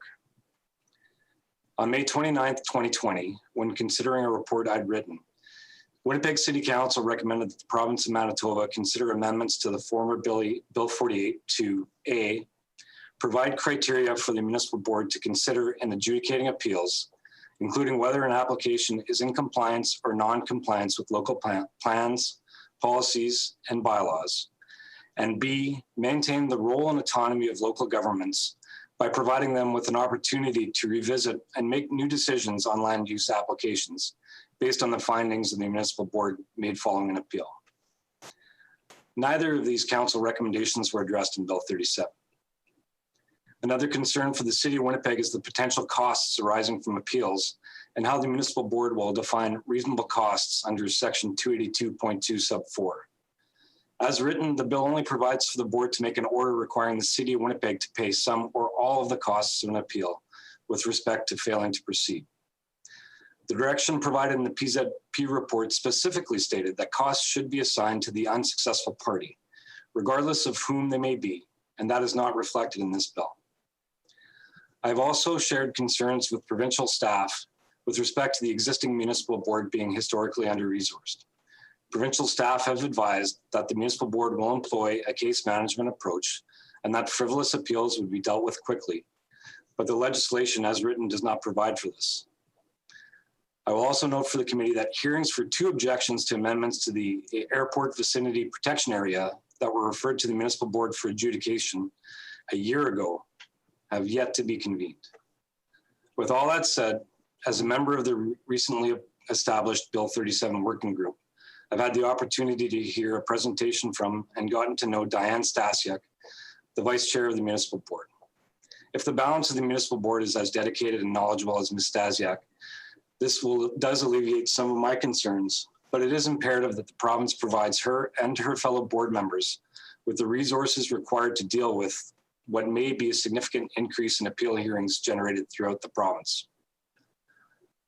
Recommendation 3 in the Pzp report was a direction to enact legislation to establish service standards for all levels of permitting and zoning applications across the province. New prescribed timelines for the processing of development applications are being established by Bill 37. In my position at the city, I'm intimately aware of the concerns raised by developers who I interact with daily in our city. It is baffling to me that in 2019, when the Treasury Board Secretariat was undertaking the Pzp review, 2 of the major concerns with respect to delays that I was consistently hearing about from industry at that time were not even mentioned. Specifically, these were delays with respect to receiving approvals from Manitoba Hydro and the Winnipeg Land Titles Office. Had fulsome consultation been done by the Treasury Board Secretariat, this would certainly have been raised as an issue. To be clear, the City of Winnipeg is supportive of ensuring that regulatory processes are predictable, consistent, timely, and transparent. And I'll acknowledge that we can always improve. The 2 files that were referenced as the impetus for the implementation of service timelines were the Parker Lands and former stadium site. The reality is that these were 2 outliers, and legislative changes should not be implemented solely on the basis of addressing exceptions to the norm. As I mentioned earlier, an application for the former stadium site has been held up by the province at the municipal board for almost a year now. It's very important to note that development applications in the City of Winnipeg are handled differently than in the rest of the province. In fact, it took a number of meetings to walk provincial planning staff through development applications that are unique to our city, like our development application subdivision rezoning, or DASZ process, wherein we combine a subdivision and rezoning into one development application to streamline the process, something that's not done in the rest of the province.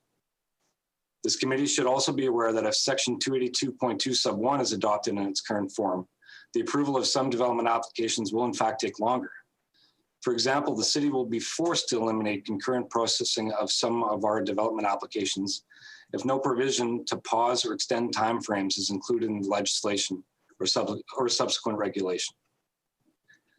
The city will also be amending the process for determining when an application is deemed complete to ensure that all necessary materials have been received at the start of the process.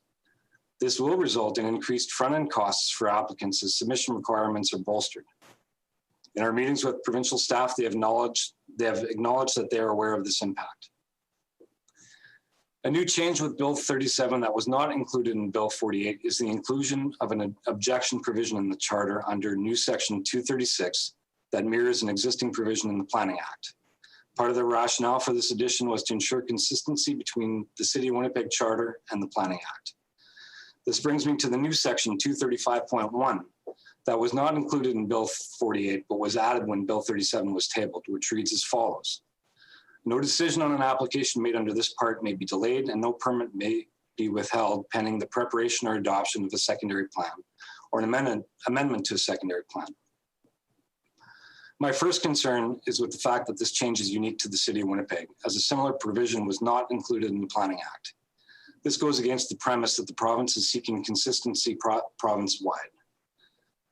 Our interpretation is that with the adoption of this section, the City of Winnipeg would be obligated to accept and process development applications prior to the preparation or adoption of a secondary plan, which is integral to establish the framework for orderly development prior to accepting and considering development applications and/or permit applications for a given area of the city.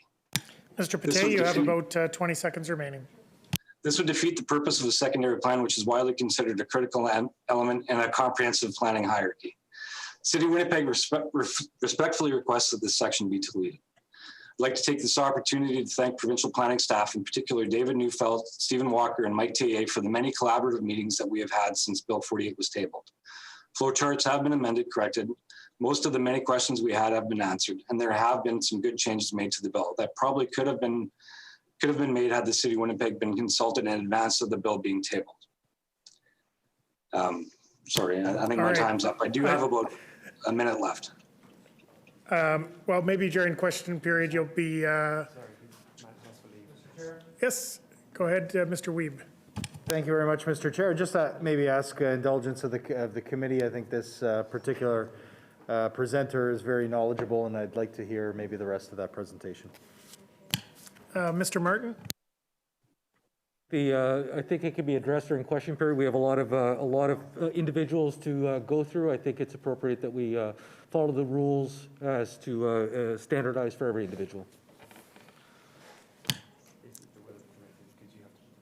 All right, I still have to put the question then, is it the will of the committee to allow this presenter an extra minute outside of his 5 minutes of question period? Agreed. I hear no, so we will move into question period. But I will just let Mr. Pate know that he does have the opportunity to give fulsome responses over these next 5 minutes. And I should also apologize for my mispronunciation of his last name. I know a few things about that myself. And so we'll move right into question period. The Honourable Minister. Well, thank you, Mr. Pate, and thanks for your speed reading at the last little bit there. So I'm sure that you'll use these next 5 minutes to, with a fulsome answer, to continue your response. I'm glad that you've had a great working relationship with the department and Mr. Neufeld and of course the working group and Colleen Sklar as well. So I'll leave you with that, and I'll leave you with as much time as possible to continue on your response here. Mr. Pate. It's mostly positive. Thank you, Mr. Chair. I'd also like to acknowledge that Bill 37 includes a provision that will, for the first time, allow the City of Winnipeg to require a person to enter into a development agreement with the city as a condition of approval for a conditional use or variance, consistent with what has already been allowed in the rest of the province. The province has also included a provision for the minister to undertake a comprehensive review of the amendments made by this act within 3 years of it coming into force. I look forward to continued participation on the Bill 37 working group, and my hope is that by working collaboratively, we will all collectively strive to improve the approval process in the City of Winnipeg and the province of Manitoba. Thanks for your time. Thank you, Mr. Pate. Further questions, Mr. Wiebe. Well, thank you very much, Mr. Chair. Thank you, Mr. Pate, for your presentation here this evening. You've given us a very technical presentation, and it's very thorough. So I appreciate you giving this information. I look forward to looking back, quite frankly, through Hansard to make sure that I've, grasped everything that you put on the floor here this evening, because I think you come to this with a real, obviously, an expertise. But what I'm hearing from you is that you're really trying to work with the province in order to get this right. And I'm also hearing from you that that hasn't really happened to this point. And that's certainly a concern that we've heard from many folks. You know, as you mentioned in your presentation, you know, this is a process that was essentially political in nature right from the get-go. Rather than working with our partners and reaching out to them, I know the province was very heavy-handed. And so having a committee here tonight where we can actually hear your perspective and your concerns, I think is important. I'm hoping the minister's listening. I'm hoping there's real opportunity for reflection. And we look forward to sort of diving a little bit more in depth with some of the concerns that you've brought forward. I certainly hope we can bring those on your behalf here in the committee. So just wanted to thank you for your time and appreciate your input. Mr. Pate, in response to Mr. Wiebe. No, I thank him for his comments and thank all the committee members for their diligence when considering this bill. Further questions from members of the committee?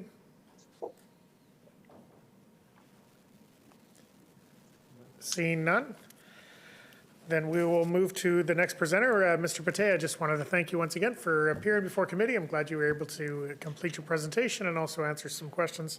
We'll now ask Dwayne Nicol from the City of Selkirk, and I'll call on him and ask him, the moderator, to invite them into the meeting. Dwayne Nicol, I'd ask that you unmute yourself and turn your video on.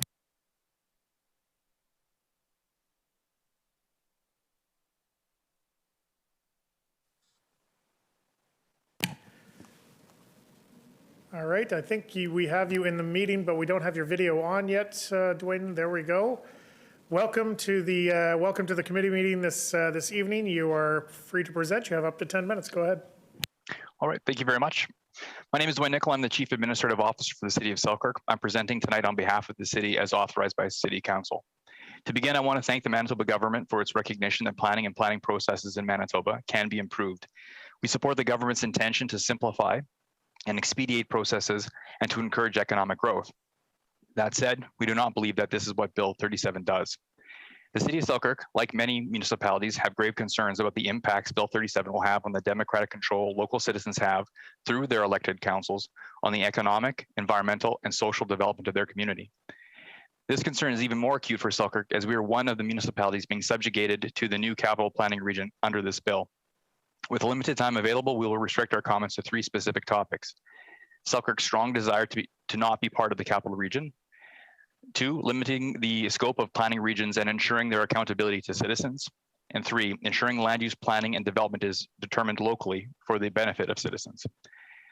In a letter to former Minister of Municipal Relations, Rochelle Squire, Selkirk Council formally requested that Selkirk be removed from the list of municipalities named as a part of the creation of the capital region in then Bill 48. We noted that we're still listed in this revised Bill 37. Tonight, Selkirk wishes to reiterate this request. We do not believe it is in the best interest of Selkirk residents to be included within the capital region, and moreover, we do not believe that there is strong economic or cultural case for our inclusion. As has been explained by provincial staff during the rollout of Bill 48, the list of municipalities identified in the bill mirrors the list of municipalities named in the Capital Region Partnership Act. That is a sole justification provided for their inclusion. No analysis of data, no research into the appropriateness of the proposed boundaries, just inertia. So one might ask, why were municipalities included in the Capital Region Partnership Act? This act simply mirrored the list of municipalities who had for years met periodically to talk about working together on matters of mutual interest. It was purely voluntary. The boundaries of this region are completely based on the membership list of a voluntary working group established decades ago. To date, we have not seen any rationale, data-driven arguments for why the boundaries should or must begin and end where they do. The proposed boundaries of the capital region are arbitrary. For example, why is the village of Donator, which is approximately 63 kilometers away from Winnipeg, included in the region, but the city of Steinbach, which is only 52 kilometers away, not included? Selkirk is sufficiently distinct from the RMs and towns surrounding Winnipeg. We are not a bedroom community of Winnipeg. We are a complete and independent urban center like the nearby cities of Portage la Prairie and Steinbach, neither of which are included within this region. This is reinforced by the fact that Statistics Canada does not include Selkirk within the Winnipeg's census metropolitan area boundaries. There's not enough commuter traffic to justify our inclusion, nor is Selkirk sufficiently economically and socially integrated, according to Stats Canada's guidelines. 64% of Selkirk's labor force works in Selkirk. Less than a quarter of our labor force works in Winnipeg. In fact, 41% more people travel to Selkirk from Winnipeg for work than the other way around. To put that in context, Steinbach, who again is closer to Winnipeg than some municipalities included in the capital region, has 68% of their labor force employed in Steinbach, essentially the same as Selkirk. Interestingly, the commuter traffic between Steinbach and Winnipeg is 3 times the entire workforce of Donator, yet Donator is included and Steinbach is not. Our needs are different and our community is not Winnipeg focused. We provide our own sewer and water services. We have high-speed internet from multiple providers. We have a nationally recognized asset management program and progressive vision for our land use. Selkirk is an employment center and a service hub for the Interlake. We do not find value in the work envisioned by the Winnipeg Metro region. Our membership, in effect, would simply have our citizens paying for the development of services in other municipalities for which we competently provide them. We are just not a fit. Selkirk simply wants the same authority and responsibilities and therefore the same empowerment to guide the development of our community as our peer city, the city of Steinbach. Selkirk does not think it's appropriate to, nor does it want to be included within the capital region. As such, we ask that our city be removed from this bill. We also want to point out that while this legislation offers municipalities the right to be consulted before being put into a planning region in the future, Bill 37 does not offer us that same right. It is inequitable treatment. Next, I'll talk about limiting the scope of planning regions. Planning region organizations are provided significant powers in the legislation, effectively creating a second tier of local government through their power to levy fees against taxpayers through their municipal government, and their power to expropriate land, a power limited to authorities of the Crown. Despite these broad powers, there's little, if any, accountability to member municipalities and absolutely no direct accountability to citizens. Planning regions' budgets should require ratification by member municipalities, or at the very least, public hearings prior to approval and an appeal process so that member municipalities can formally raise concerns with how the organizations are funded and expenses are being incurred. This will help ensure that the organizations are accountable to the public for the dollars that they spend. Planning regions should not have the power of expropriation outside of the direct involvement and approval of the elected councils with whom the power of expropriation is already vested. The power to take privately owned land from a citizen should be restricted to those bodies directly accountable to the citizens through the ballot box. At the very least, regions should not have the ability to expropriate land from municipal governments. Bill 37 does not articulate a clear and consistent process for regional plan approval. Both regional plans and district plans, for that matter, should require ratification by the municipalities that are impacted by them, or at the very least, an appeal process should be provided to ensure that member municipalities have an opportunity to challenge plans that do not align with the community vision set by the elected representatives of the citizens impacted by the plan. Bill 37 pushes vital organizational details for planning regions to regulations. Given the importance and the authority that these organizations will wield over member municipalities, the process for municipal representation and board structure should be defined in the legislation. Putting these items in legislation ensures stability and surety in structure. Representation of a member municipality on a planning region board should be at the discretion of the democratically elected council. Speak about the new powers of appeal to the municipal board. We are aware of the work AMM has put forth in this area of the bill, and we are supportive of their recommendations should these new rights of appeal be included in the Act. That said, we would prefer that these special powers of appeal be removed from the Act, as their clear intent is to remove the final authority of elected councils and transfer that power to unelected and unrepresentative tribunals. Council makes land use decisions taking into account the local social, economic, and environmental conditions. This can sometimes mean that council's decisions will be to limit or not approve a development. Make no mistake, councils want to see economic growth in their communities, and they therefore do not make such decisions without due consideration. But the fact of the matter is, not all development is good development. The desire of a developer to make profit should not trump the desire of a community to be sustainable and healthy. the municipal board will never be able to make a more informed and community-focused decision than a local council. It is simply not possible. While there may be some cases of poor performance by some municipalities, removing democratic control of community development for all municipalities is a draconian measure and is a draconian response, rather, to exceptions to the norm. This new process absolutely creates need for new bureaucratic procedures and administrative demands for municipal government. It creates new costs for both the municipalities and the province. So again, we ask that this process be dropped, but failing that, the recommendations of AMM are the least that could be done to mitigate our concerns.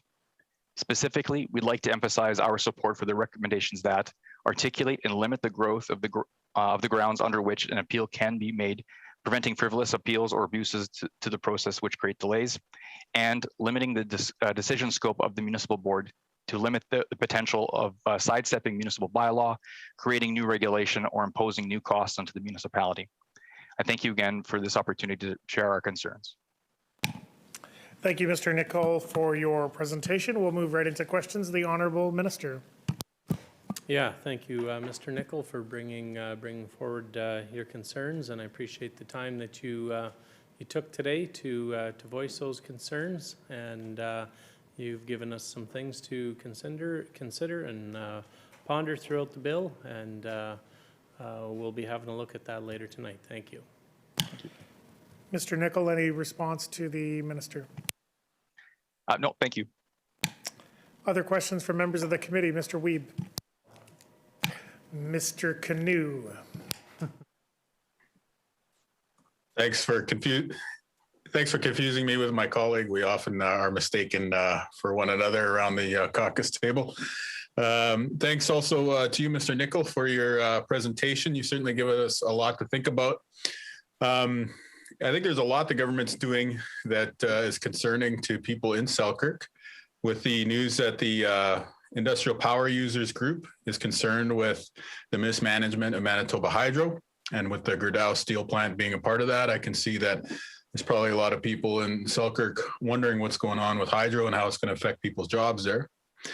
I also take seriously the point that you're making in terms of the differentiation between Selkirk and the city of Winnipeg. And I think there's a lot of examples of how the government manages things differently for Selkirk than for Winnipeg. For instance, you have sort of a regional hub hospital there in Selkirk. You have your own vaccine site with its own dedicated supply of vaccines right now. You're in a different health region. And so you serve that Interlake Eastman area. And yet, as you point out, you are being lumped in with, Winnipeg and the other municipalities from a different health region and with a different set of priorities. So the examples I gave there are primarily maybe in the health sphere and the pandemic sphere, how Selkirk is sort of on its own, or not on its own, but it's on a separate track from some of those other municipalities in the capital region. I'm just wondering if maybe you can flesh that out and help us to understand, like, going forward into the future, if Bill 37 were to pass as is, how might the vision that Selkirk and the city leaders are setting for itself, how might that diverge from where Winnipeg's heading? And maybe in the process, you can kind of shed some light as to what the goals are, what the plan is for Selkirk as a city. Mr. Nicol, a response to Mr. Canoe. Big questions for sure. I think the issue is historically Selkirk has been seen as that service area for the Interlake. We provide the health services, social services for, a lot of regional offices are based out of Selkirk and delivering into the Interlake and into Eastman area. So I think the issue for us is why we're not given the same consideration as the city of Steinbach. And I think it links back to that original hand up by Bud Oliver 20, 30, 25 years ago to participate in this voluntary group. And the only reason why we're listed is that participation so many years ago. When you look at all of the economic indicators, when you look at the way our community is focused, it is not towards Winnipeg. And there's nothing wrong with that. the bill, the work of the Winnipeg Metro region is fine. We support the general intention of that. However, we're just statistically very different, and our vision is different for our community. We do want to be an urban center, and we're leaning into that work. So you'll already see the investment into climate change adaptation, into good infrastructure decisions. We already provide jobs for, we have more jobs in Selkirk than we have labor force, and so we are a net exporter of work for our region. And I say our region, St. Andrew, St. Clements. We have thousands of people that come into Selkirk from those two communities every day to work. So to look at us as sort of a bedroom community or focus that on shipping labor into Winnipeg is just not right. Is not represented in the statistics. We have our own transit system. We're just very fundamentally different than the rural municipalities that were 50% plus of the citizens get up and they drive into Winnipeg every day. You can live your life in Selkirk, have all your services met in Selkirk, work in Selkirk. That is not true for the other municipalities within the region outside of Winnipeg. So for those reasons, we feel that we should not be included. Further questions? Mr. Wiebe, we've got 30 seconds. Well, 30 seconds. I can't miss this opportunity to say hi to an old friend, to thank you, Mr. Nicol, for the work that you're doing out in Selkirk. I think yourself, the mayor and council, it's a testament to some of the amazing work that you've done.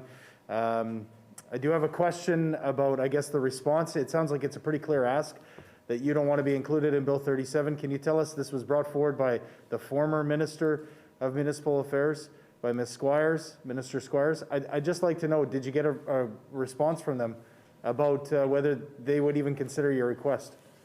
Mr. Nicol, our time's up, but I'll allow you a brief response. We didn't get a direct response to that particular question. We did get a response letter, generally speaking, about the opportunity to present our concerns going forward. All right, thank you very much, Mr. Nicol, for your time this evening and for also answering the many questions from members of the committee. We'll now move on to our next presenter, a familiar face, I'm sure, Mayor Brian Bowman from the City of Winnipeg Council. I'll call on Mayor Bowman and ask the moderator to invite them into the meeting. And Mayor Bowman, I'd ask that you unmute yourself and turn your video on. All right, I think I see you there. Welcome, Mayor Bowman, to this meeting. It's good to see you. You have up to 10 minutes to make your initial presentation. Go ahead. Sounds good. Thank you very much, Mr. Chairperson and members of the committee. It's good to see you all here this evening. Thanks for this opportunity to make a presentation regarding Bill 37, the Planning Amendment, and the City of Winnipeg Charter Amendment Act. I'm grateful to be with you here on Treaty 1 territory on the traditional homeland of the Métis Nation. I'm also grateful to be here with so many colleagues and partners from the province of Manitoba. Mr. Chairperson, members of the committee, I believe that the bill is one of the most significant pieces of legislation that has come before the Manitoba legislature in recent years. Why? Because it goes to the heart of what local governments do, and it goes to the heart of citizens' capacity to engage in the democratic process and help shape the communities in which they live. Many of you have a background in local government, and so you know the work of municipalities matter to the people that we serve. Because, among other things, municipalities provide a forum for land use planning in which people can expect to be heard. As the order of government closest to the people, municipalities are vital to the health of our democracy. Those are the words of Dr. Kristen Good of Dalhousie University. She adds, municipalities are an integral part of the Canadian Federation and Canada's constitutional design, and they deserve to be protected as such.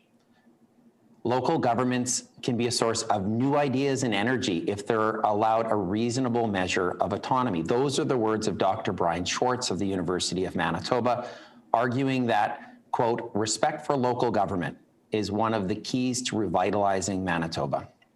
So how well does the bill reflect the needs, or these needs?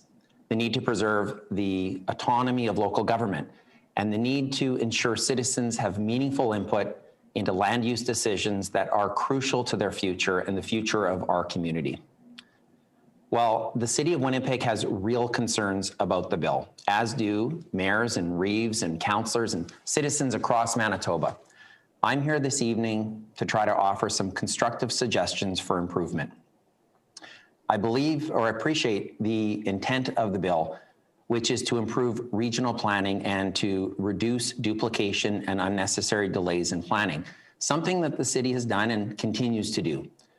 I also appreciate the long-standing support expressed by members of the Government Caucus for Municipalities and the stated belief as expressed in the House in 2013 by MLA Blaine Peterson before he was a cabinet minister that the government of Manitoba should, quote, work cooperatively and respectfully with Manitoba municipalities rather than in an adversarial and dictatorial fashion. What I do not appreciate is the disrespect for municipalities, including the city of Winnipeg, that is inherent within the bill as it was in its predecessor, Bill 48. The bill codifies unaccountability by design and encroaches upon land use and development powers that are the purview of municipalities. It's also problematic that many of the bill's details will be settled through regulations as opposed to legislation, and so we are not even in a position to address them today. As the Association of Manitoba Municipalities has noted, problems with the bill include loss of local autonomy, subordination of citizens' needs and aspirations to those of developers, significantly increased municipal costs, and the very real potential for increased red tape. I'd like to encourage our provincial government to stop and listen, not just to the city of Winnipeg, but to municipalities, developers, and residents across the province who have concerns with the bill. We should all work to solve problems in a proactive, collaborative way, whether by amendment of the bill or carefully crafting regulations or both, because as a city, we support better regional planning. We support transparency and predictability in the planning process, but nothing could be worse than to see a bill intended to provide better planning fail to meet its objectives because of a lack of sufficient consultation, planning, and transparency. On March 25th, our City Council voted nearly unanimously to support positions regarding the bill as recommended by our public service. Earlier today, I took the liberty of forwarding to all members of the legislature that public service report, and I'll highlight some of these positions now. There are concerns surrounding residents' complaints to the municipal board, and that is an issue that must be addressed. We're concerned as a council about financial barriers that may prevent residents from availing themselves of the municipal board. And we as a council are very concerned that residents do not have the same rights of appeal as developers. The composition of the municipal board itself is problematic, giving unelected, less accountable officials a veto over democratically elected municipal councils. We also believe that the municipal board as an appeal body should operate in accordance with clear agreed upon criteria. Such criteria should include whether an application is in compliance or non-compliance with local plans, policies, and bylaws. A simple yet effective yes or no analysis. If there is to be effective adjudication, there must be standards, and these standards should be clearly codified in the bill. At present, none are. We suggest that the relationship between municipalities and the municipal board should be one of genuine partnership and collaboration. When the board issues a finding pursuant to an appeal, let the duly elected municipal officials revisit and make new decisions on land use applications. Instead of a top-down imposition of rulings, let there be genuine collaborative problem solving. In terms of timelines and delays, something the bill intended to address, there is reason to believe that the bill will lead to longer, not shorter approval times for development applications. Further discussion on timelines would be in the interest of all parties. We want to ensure there are fair, reasonable, and predictable for all stakeholders. A process which doesn't set reasonable timeframes can only lead to frustration and a loss of confidence in the system. Proper planning is essential to building a stronger, healthier, and greener city of Winnipeg for future generations to enjoy. In addition to a negative impact on appeals timing and new delays, elements of the bill create inequality compared to other municipalities and between developers and residents. Section 253.1 of the bill says that secondary plans are not a precondition for development applications to proceed. This is very concerning because it seems to run counter to the purpose of having secondary plans. Even more concerning, is that this condition is being imposed on Winnipeg, but not any other municipality in the Planning Act. The lack of accountability was referenced earlier, but I'll be more explicit here. As currently constructed, Bill 37 represents an attack on local democracy. The bill provides greater right of appeal to developers than residents. Local democracy will be eroded further if Bill 37 follows in the footsteps of Bill 64, where Winnipeg's representation on provincial education matters won't be proportional to its population. Bill 37 needs to ensure that Winnipeg's say on the Capital Region Planning Board is proportional to the amount of people who live in our cities or our province's capital, where most Manitobans live. In both Bill 64 and Bill 37, we see a dangerous and reckless theme emerging that is taking final decision-making authority away from local democracy and shifting it into unelected, less accountable bodies. Before Bill 37 is passed, let's do the work necessary to ensure we're clear about the issues related to cost sharing, revenue sharing, and democratic accountability of the new capital planning region, because this is what our residents expect and deserve from their government. Let's not jump into a planning region without a plan. We all want to see a land use planning and dispute resolution system that works for everyone. We also want to preserve a meaningful level of democracy and autonomy in our local government so that citizens can have a real say in their communities and the future of how their community is built.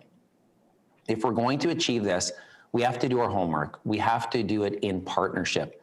The health of democratic institutions depends on this.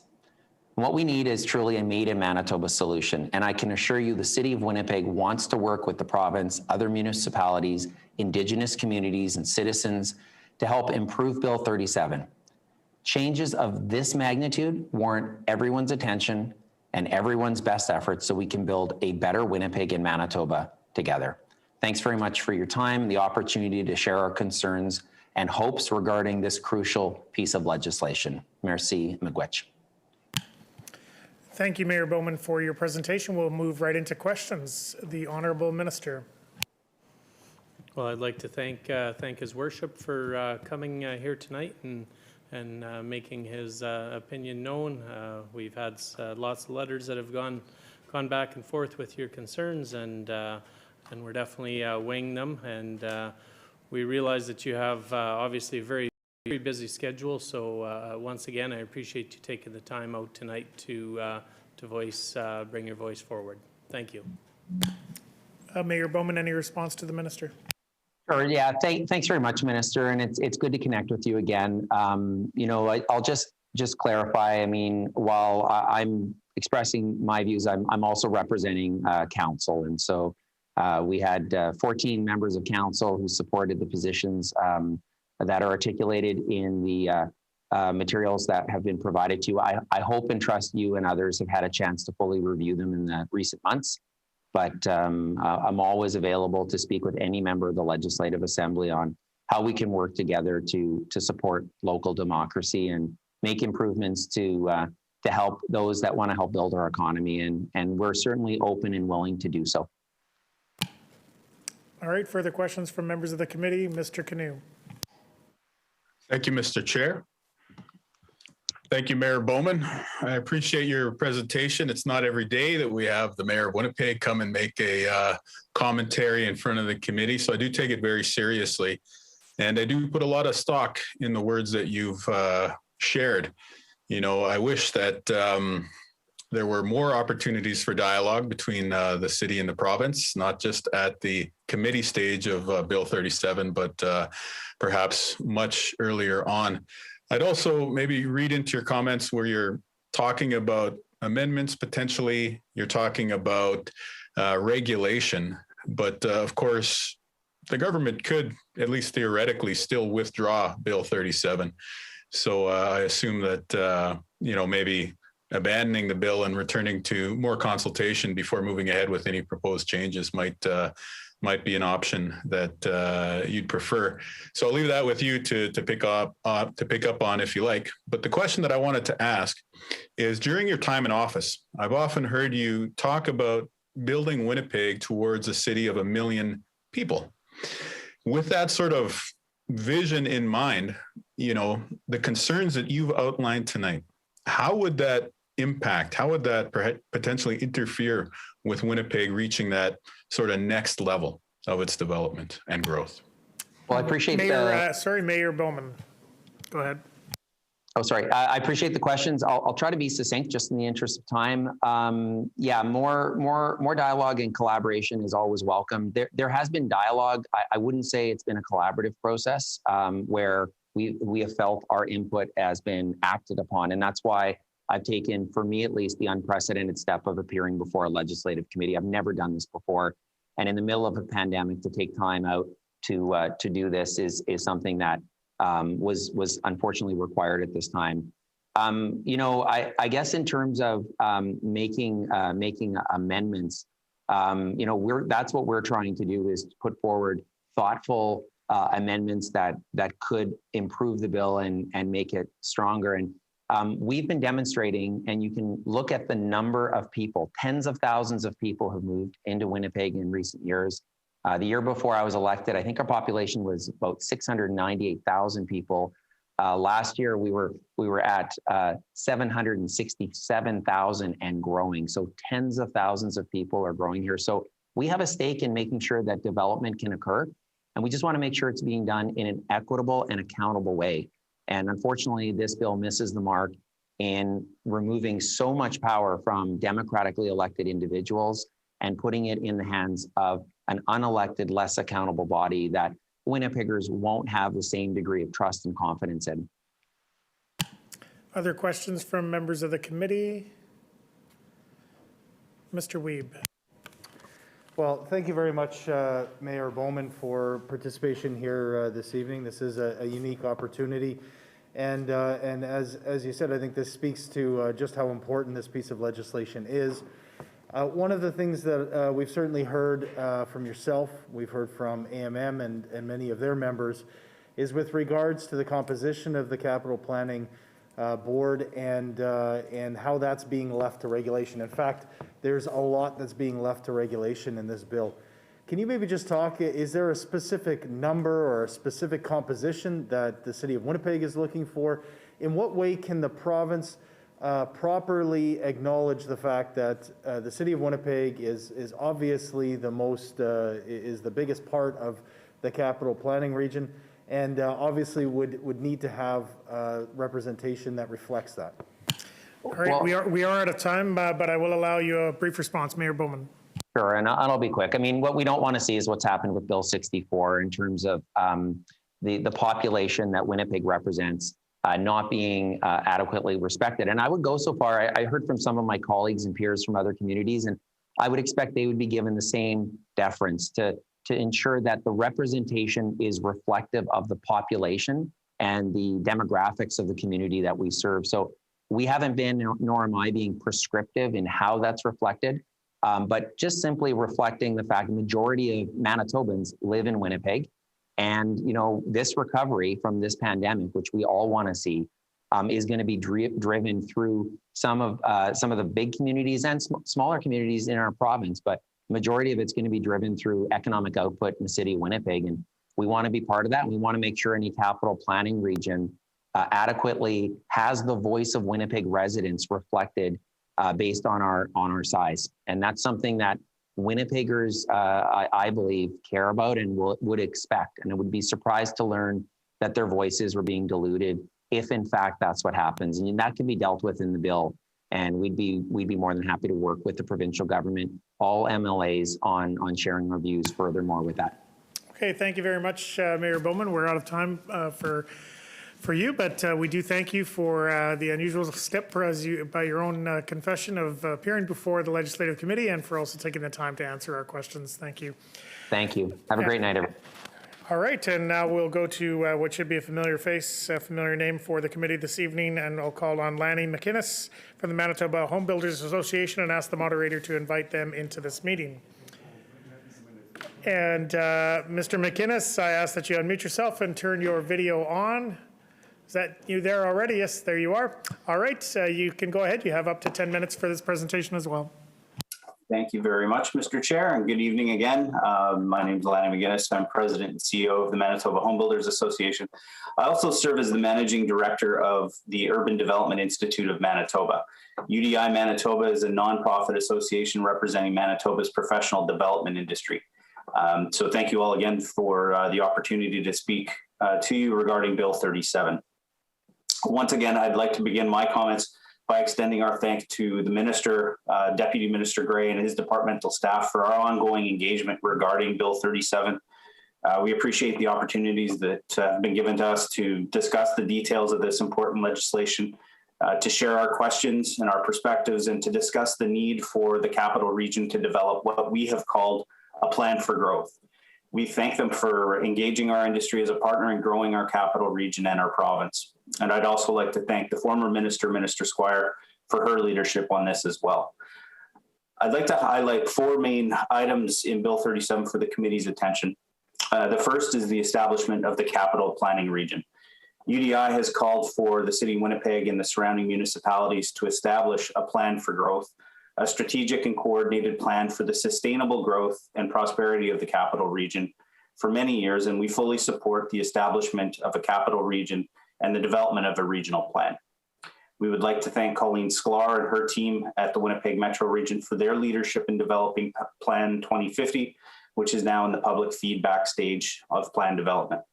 UDI has been engaged with the WMR plan development team, and we look forward to continuing that work as the draft plan is reviewed and submitted to the province for further public review and ultimately for government approval.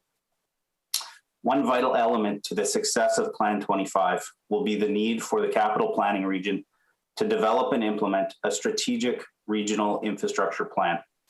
During our discussions with the province, with the WMR, and with the City of Winnipeg, UDI has consistently identified the lack of a strategic regional infrastructure plan that is designed to facilitate economic development, trade, and population growth as a critical component of developing a solid regional plan and solid planning documents for the City of Winnipeg and all capital region municipalities. As a key stakeholder that can bring expertise to this process, and as the largest provider of privately funded infrastructure in the province, our industry looks forward to partnering with government and the WMR to help facilitate the development and implementation of this much needed infrastructure plan. The second item is the expanded role which Bill 37 mandates for the municipal board.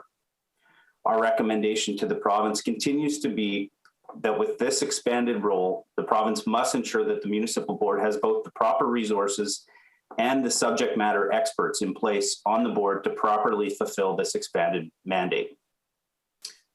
Establishing service standards is the third area we'd like to highlight for the committee.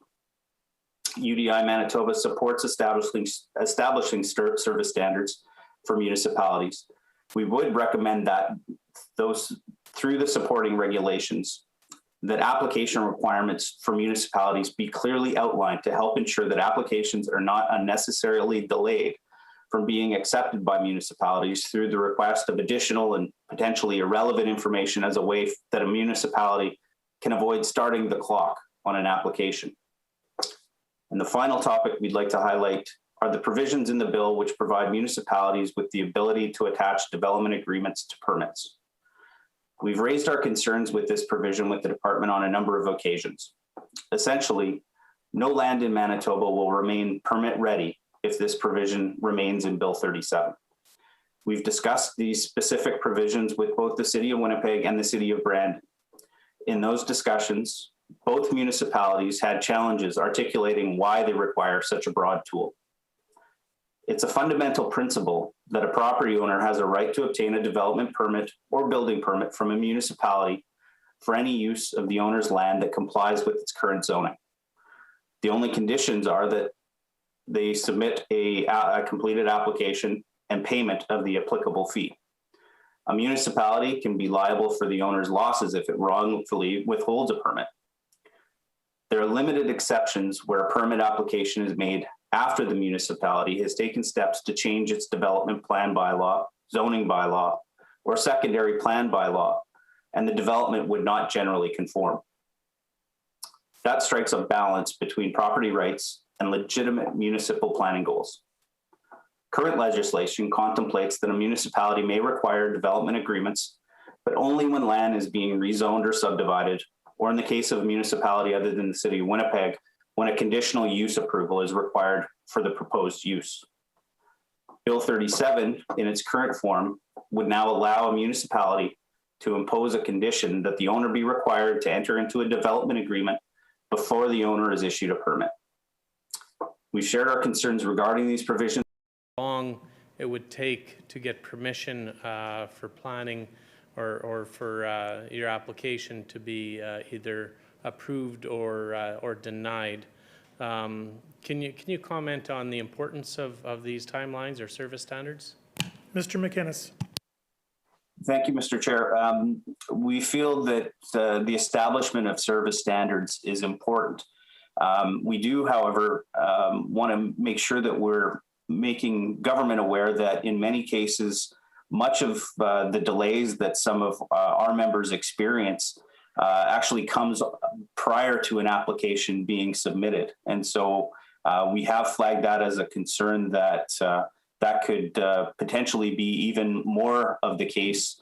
And we want to take steps to make sure that municipalities aren't taking that step of making it even more onerous to prepare for a development application and front-ending that so that they're avoiding to start the clock when it comes to the timeframes that are being established. Once the application goes into the process, it usually works fairly well. Obviously, there's some cases where it doesn't, and for those, for those cases, having recourse that's proposed in Bill 37 certainly is seen as a positive avenue for those applications to move into that onto the municipal board for adjudication. Further questions for the member, Mr. Wiebe. Well, thank you very much, Mr. Chair. Mr. Mcinnis, thanks for sticking around and giving us your thoughts on Bill 37 as well. I got to say, I find this unbelievable that, not only is this bill being criticized from the municipal government level, but when we have representatives from industry, folks who just want to get to work and just want to help build this province, and they also have concerns. I'm wondering who did they consult? Who did they even talk to about this bill, and how did they get it so wrong? After 1 year of delay, a chance to go back to the drawing board. They threw this bill into the trash can and they started from scratch. They had that opportunity, but did they take advantage? Apparently not. The minister talks about service standards. Of course, service standards when it comes to the municipalities, which, as you rightfully point out, there's concerns there. But of course, there's no service standards from the municipal board, which will be obviously overwhelmed, and without any more resources, not have an opportunity. So, maybe I don't have a question. I cannot believe, Mr. Mcinnis, hearing from you, I think you have a valid set of concerns.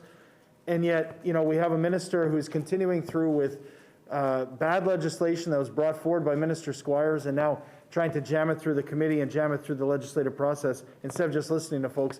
I guess it remains to be seen, but I do hope that we hear your concerns and that those are taken seriously. Thanks for presenting here tonight. Mr. Mcinnis, any response to Mr. Wiebe? Thank you for your comments. We certainly have been very engaged with the department over the past year on this legislation. We've seen a number of our issues addressed, and really we have one more outstanding one, which is around the ability for municipalities to enter into a development agreement at permit. And we're hoping that the government and the minister will be open to hearing our recommendations, and we'll bring them forward for the committee to consider this evening. All right, any further questions from members of the committee? Seeing none, then we thank you very much, Mr. Mcinnis, for your presentation and for the time you took to answer your questions once again before committee this evening. We'll move on to the next presenter, which is Mayor Cheryl Christian from the RM of West St. Paul. I'll now call on Mayor Christian and ask the moderator to invite them into the meeting. Mayor Christian, I'd ask that you would unmute yourself and turn your video on.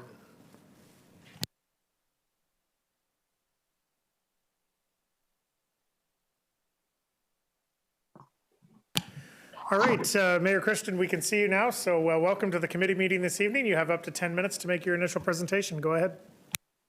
Great. Thank you, Mr. Chair.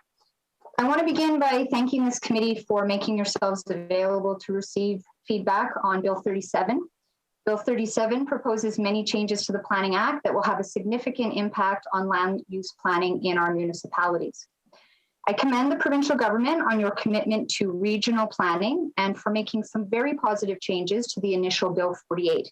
I also want to thank you for your ongoing consultation with municipalities in the metropolitan region. I'm speaking to the committee this evening because I truly believe that you value the input of your municipal partners and that you want to ensure that our concerns are addressed for an effective regional planning board. The RM of West St. Paul Council, administration, and staff are very concerned about the negative implications of Bill 37. Our municipality supports economic development and residential growth. Population growth in our community in recent years was 8.8%. which is higher than the provincial average of 5.8% and the national average of 5%. West St. Paul values collaboration with our regional partners, but we also believe that the regional approach should respect the best practices, community strategic plans, and autonomy of local decision makers. I'm going to briefly speak on a number of key concerns West St. Paul Council, staff, and administration have raised with Bill 37, concerns that we believe should be addressed in the regulations or the bill to minimize the negative impact of the bill on our municipality. We take into consideration the impact to our staff, to residents, businesses, and developers. There will be some overlap from some of the issues presented by previous speakers, and we have supported mayors and CAOs that have also raised similar concerns across the region. The first concern relates to a possible loss of autonomy. In the current bill, the Regional Planning Board composition is unclear. It does not clarify if the appointed board members are elected officials, if they can be municipal staff or community members. We believe this issue can easily be addressed and clarified in the regulations. Municipal council members and CAOs are most familiar with strategic plans, development goals for their own community and the region, as well as resident concerns within our communities. We want to make sure all of those stakeholders are represented by having a member of council or CAO be appointed to the new regional board by resolution of their respective councils. That is currently not clear. A second issue for concern for our municipality is the increased financial costs. This will create hardship for small municipalities in particular with limited budgets. Costs related to this new regional planning board include unknown operating costs as part of board membership. We are concerned about the costs associated with municipal board appeal hearings. Historically, each time the RM of West St. Paul has come before the municipal board for an appeal, it has cost our municipality a minimum of $5,000. Never mind the time it has taken our staff and legal to prepare. With the new ability of applicants to appeal any planning decisions, conditions, and development agreements, municipalities could be looking at costs in the thousands. Significant costs to the RM will be legal, fees, time spent, staff hours. There are also significant costs associated with changing our zoning bylaws to align with the new regional plan. I would ask at this time that the provincial government consider providing municipalities with a limited grant to help offset some of these costs that we will have to mitigate these challenges. Another concern we have is in regards to the requirement that a written reason accompanying council decisions are provided around the land use planning. The proposed bill requires written reasons accompany certain decisions. Our municipality has been advised by our legal counsel that providing written explanations for council decisions creates legal risk for the municipality. Councils include a number of decision makers who have different reasons for voting to approve or reject an application. How will a reason be submitted with such a leadership structure? On my own council in particular, we have 5 council members who vote to approve or reject an application for very different reasons. How can we possibly provide the municipal board a reason why an application was refused when we don't know each of the individual council members' reasons? We also have concerns regarding the types of planning decisions that are subject to appeal. The RM of West St. Paul does not believe all decisions should be open to appeal by applicants, particularly conditional use and variance applications. By their very nature, these planning applications are requests to allow uses that run counter to the established conditions outlined in our local zoning bylaws, which is to reflect the land use designations identified in the regional plan. It is our belief that these applications should not be subject to appeal as they run counter to the regional plan. We also have concerns regarding appeals on development agreements and conditions specifically. Bill 37 permits appeals on many planning decisions, including development agreements. Development agreements are legal documents drawn up by lawyers. These are something that we've been doing in West St. Paul for many years. They are standardized documents reviewed by our lawyers. As such, appeals to legal conditions should be challenged through the court, and appeals should be made by legal professionals, not the municipal board. This mechanism for appeal already exists. Conditions added by council can also be appealed through the courts. We do recognize the ability to appeal development agreement delays should be permitted, but not the content of the development agreements, as these are legal conditions developed by our legal. Municipal board concerns, finally, we have a number of municipal board concerns regarding the municipal board. What will be the makeup of the board? Will they have planning and legal knowledge to make informed and unbiased decisions? How are board members selected? How will the municipal board be able to handle the caseload to deal with all of these appeals? It was our understanding that there's currently a backlog of over a year for appeals to the municipal board, and West St. Paul has certainly had to wait to deal with appeals in our municipality. As a thriving community with significant growth and development, we don't want to see additional red tape and time delays. During the technical briefings on this bill, municipalities were advised that municipal board decisions would be based strictly on policy. What does that mean for the role of residents and their voice in the appeal of local decision making? Why should they even come to public hearings and speak about planning matters if the appeal process will not consider their concerns? We support an appeal process, but a process that is timely and inclusive, democratic. The council, administration, and staff of West St. Paul value a positive and collaborative working relationship with our neighbors and a shared commitment to regional planning. We believe our community is a leader in the region when it comes to residential growth, commercial development, and infrastructure.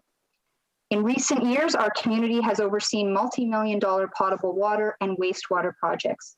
We have developed best practices to help promote growth in the region, while at the same time balancing the need for transparency and resident input. We have encouraged developers to host community open houses to help create a shared vision for our community. We fully support and commend the provincial government's focus on regional planning and economic growth. Some of the planning changes proposed in Bill 37 will have a significant negative impact on our community and the great work we have done to grow our local economy. We hope the provincial government considers a number of small but significant changes to the proposed Bill 37. And we hope you add regulations to address many of these concerns. And we thank you in advance for taking your time to consider our requests. Thank you. Thank you, Mayor Christian, for your presentation. We'll move right into questions. The Honourable Minister. Well, thank you, Mayor Christian, on your growth of 8.8%. That's something to be proud of. And thank you for taking your time to come out tonight and voice some of your concerns. And you know, we're here to listen tonight. I just would like to say that you know, one of your concerns with the municipal board and maybe their budgeting and stuff, we've increased in the 21-22 budget. We've increased their budget by 42%. So this we anticipate will more than alleviate any potential appeals backlog.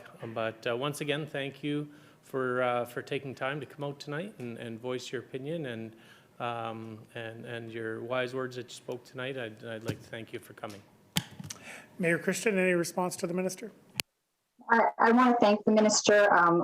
Since you've become minister, you've definitely made yourself available to hear those concerns, and we really appreciate that and respect that.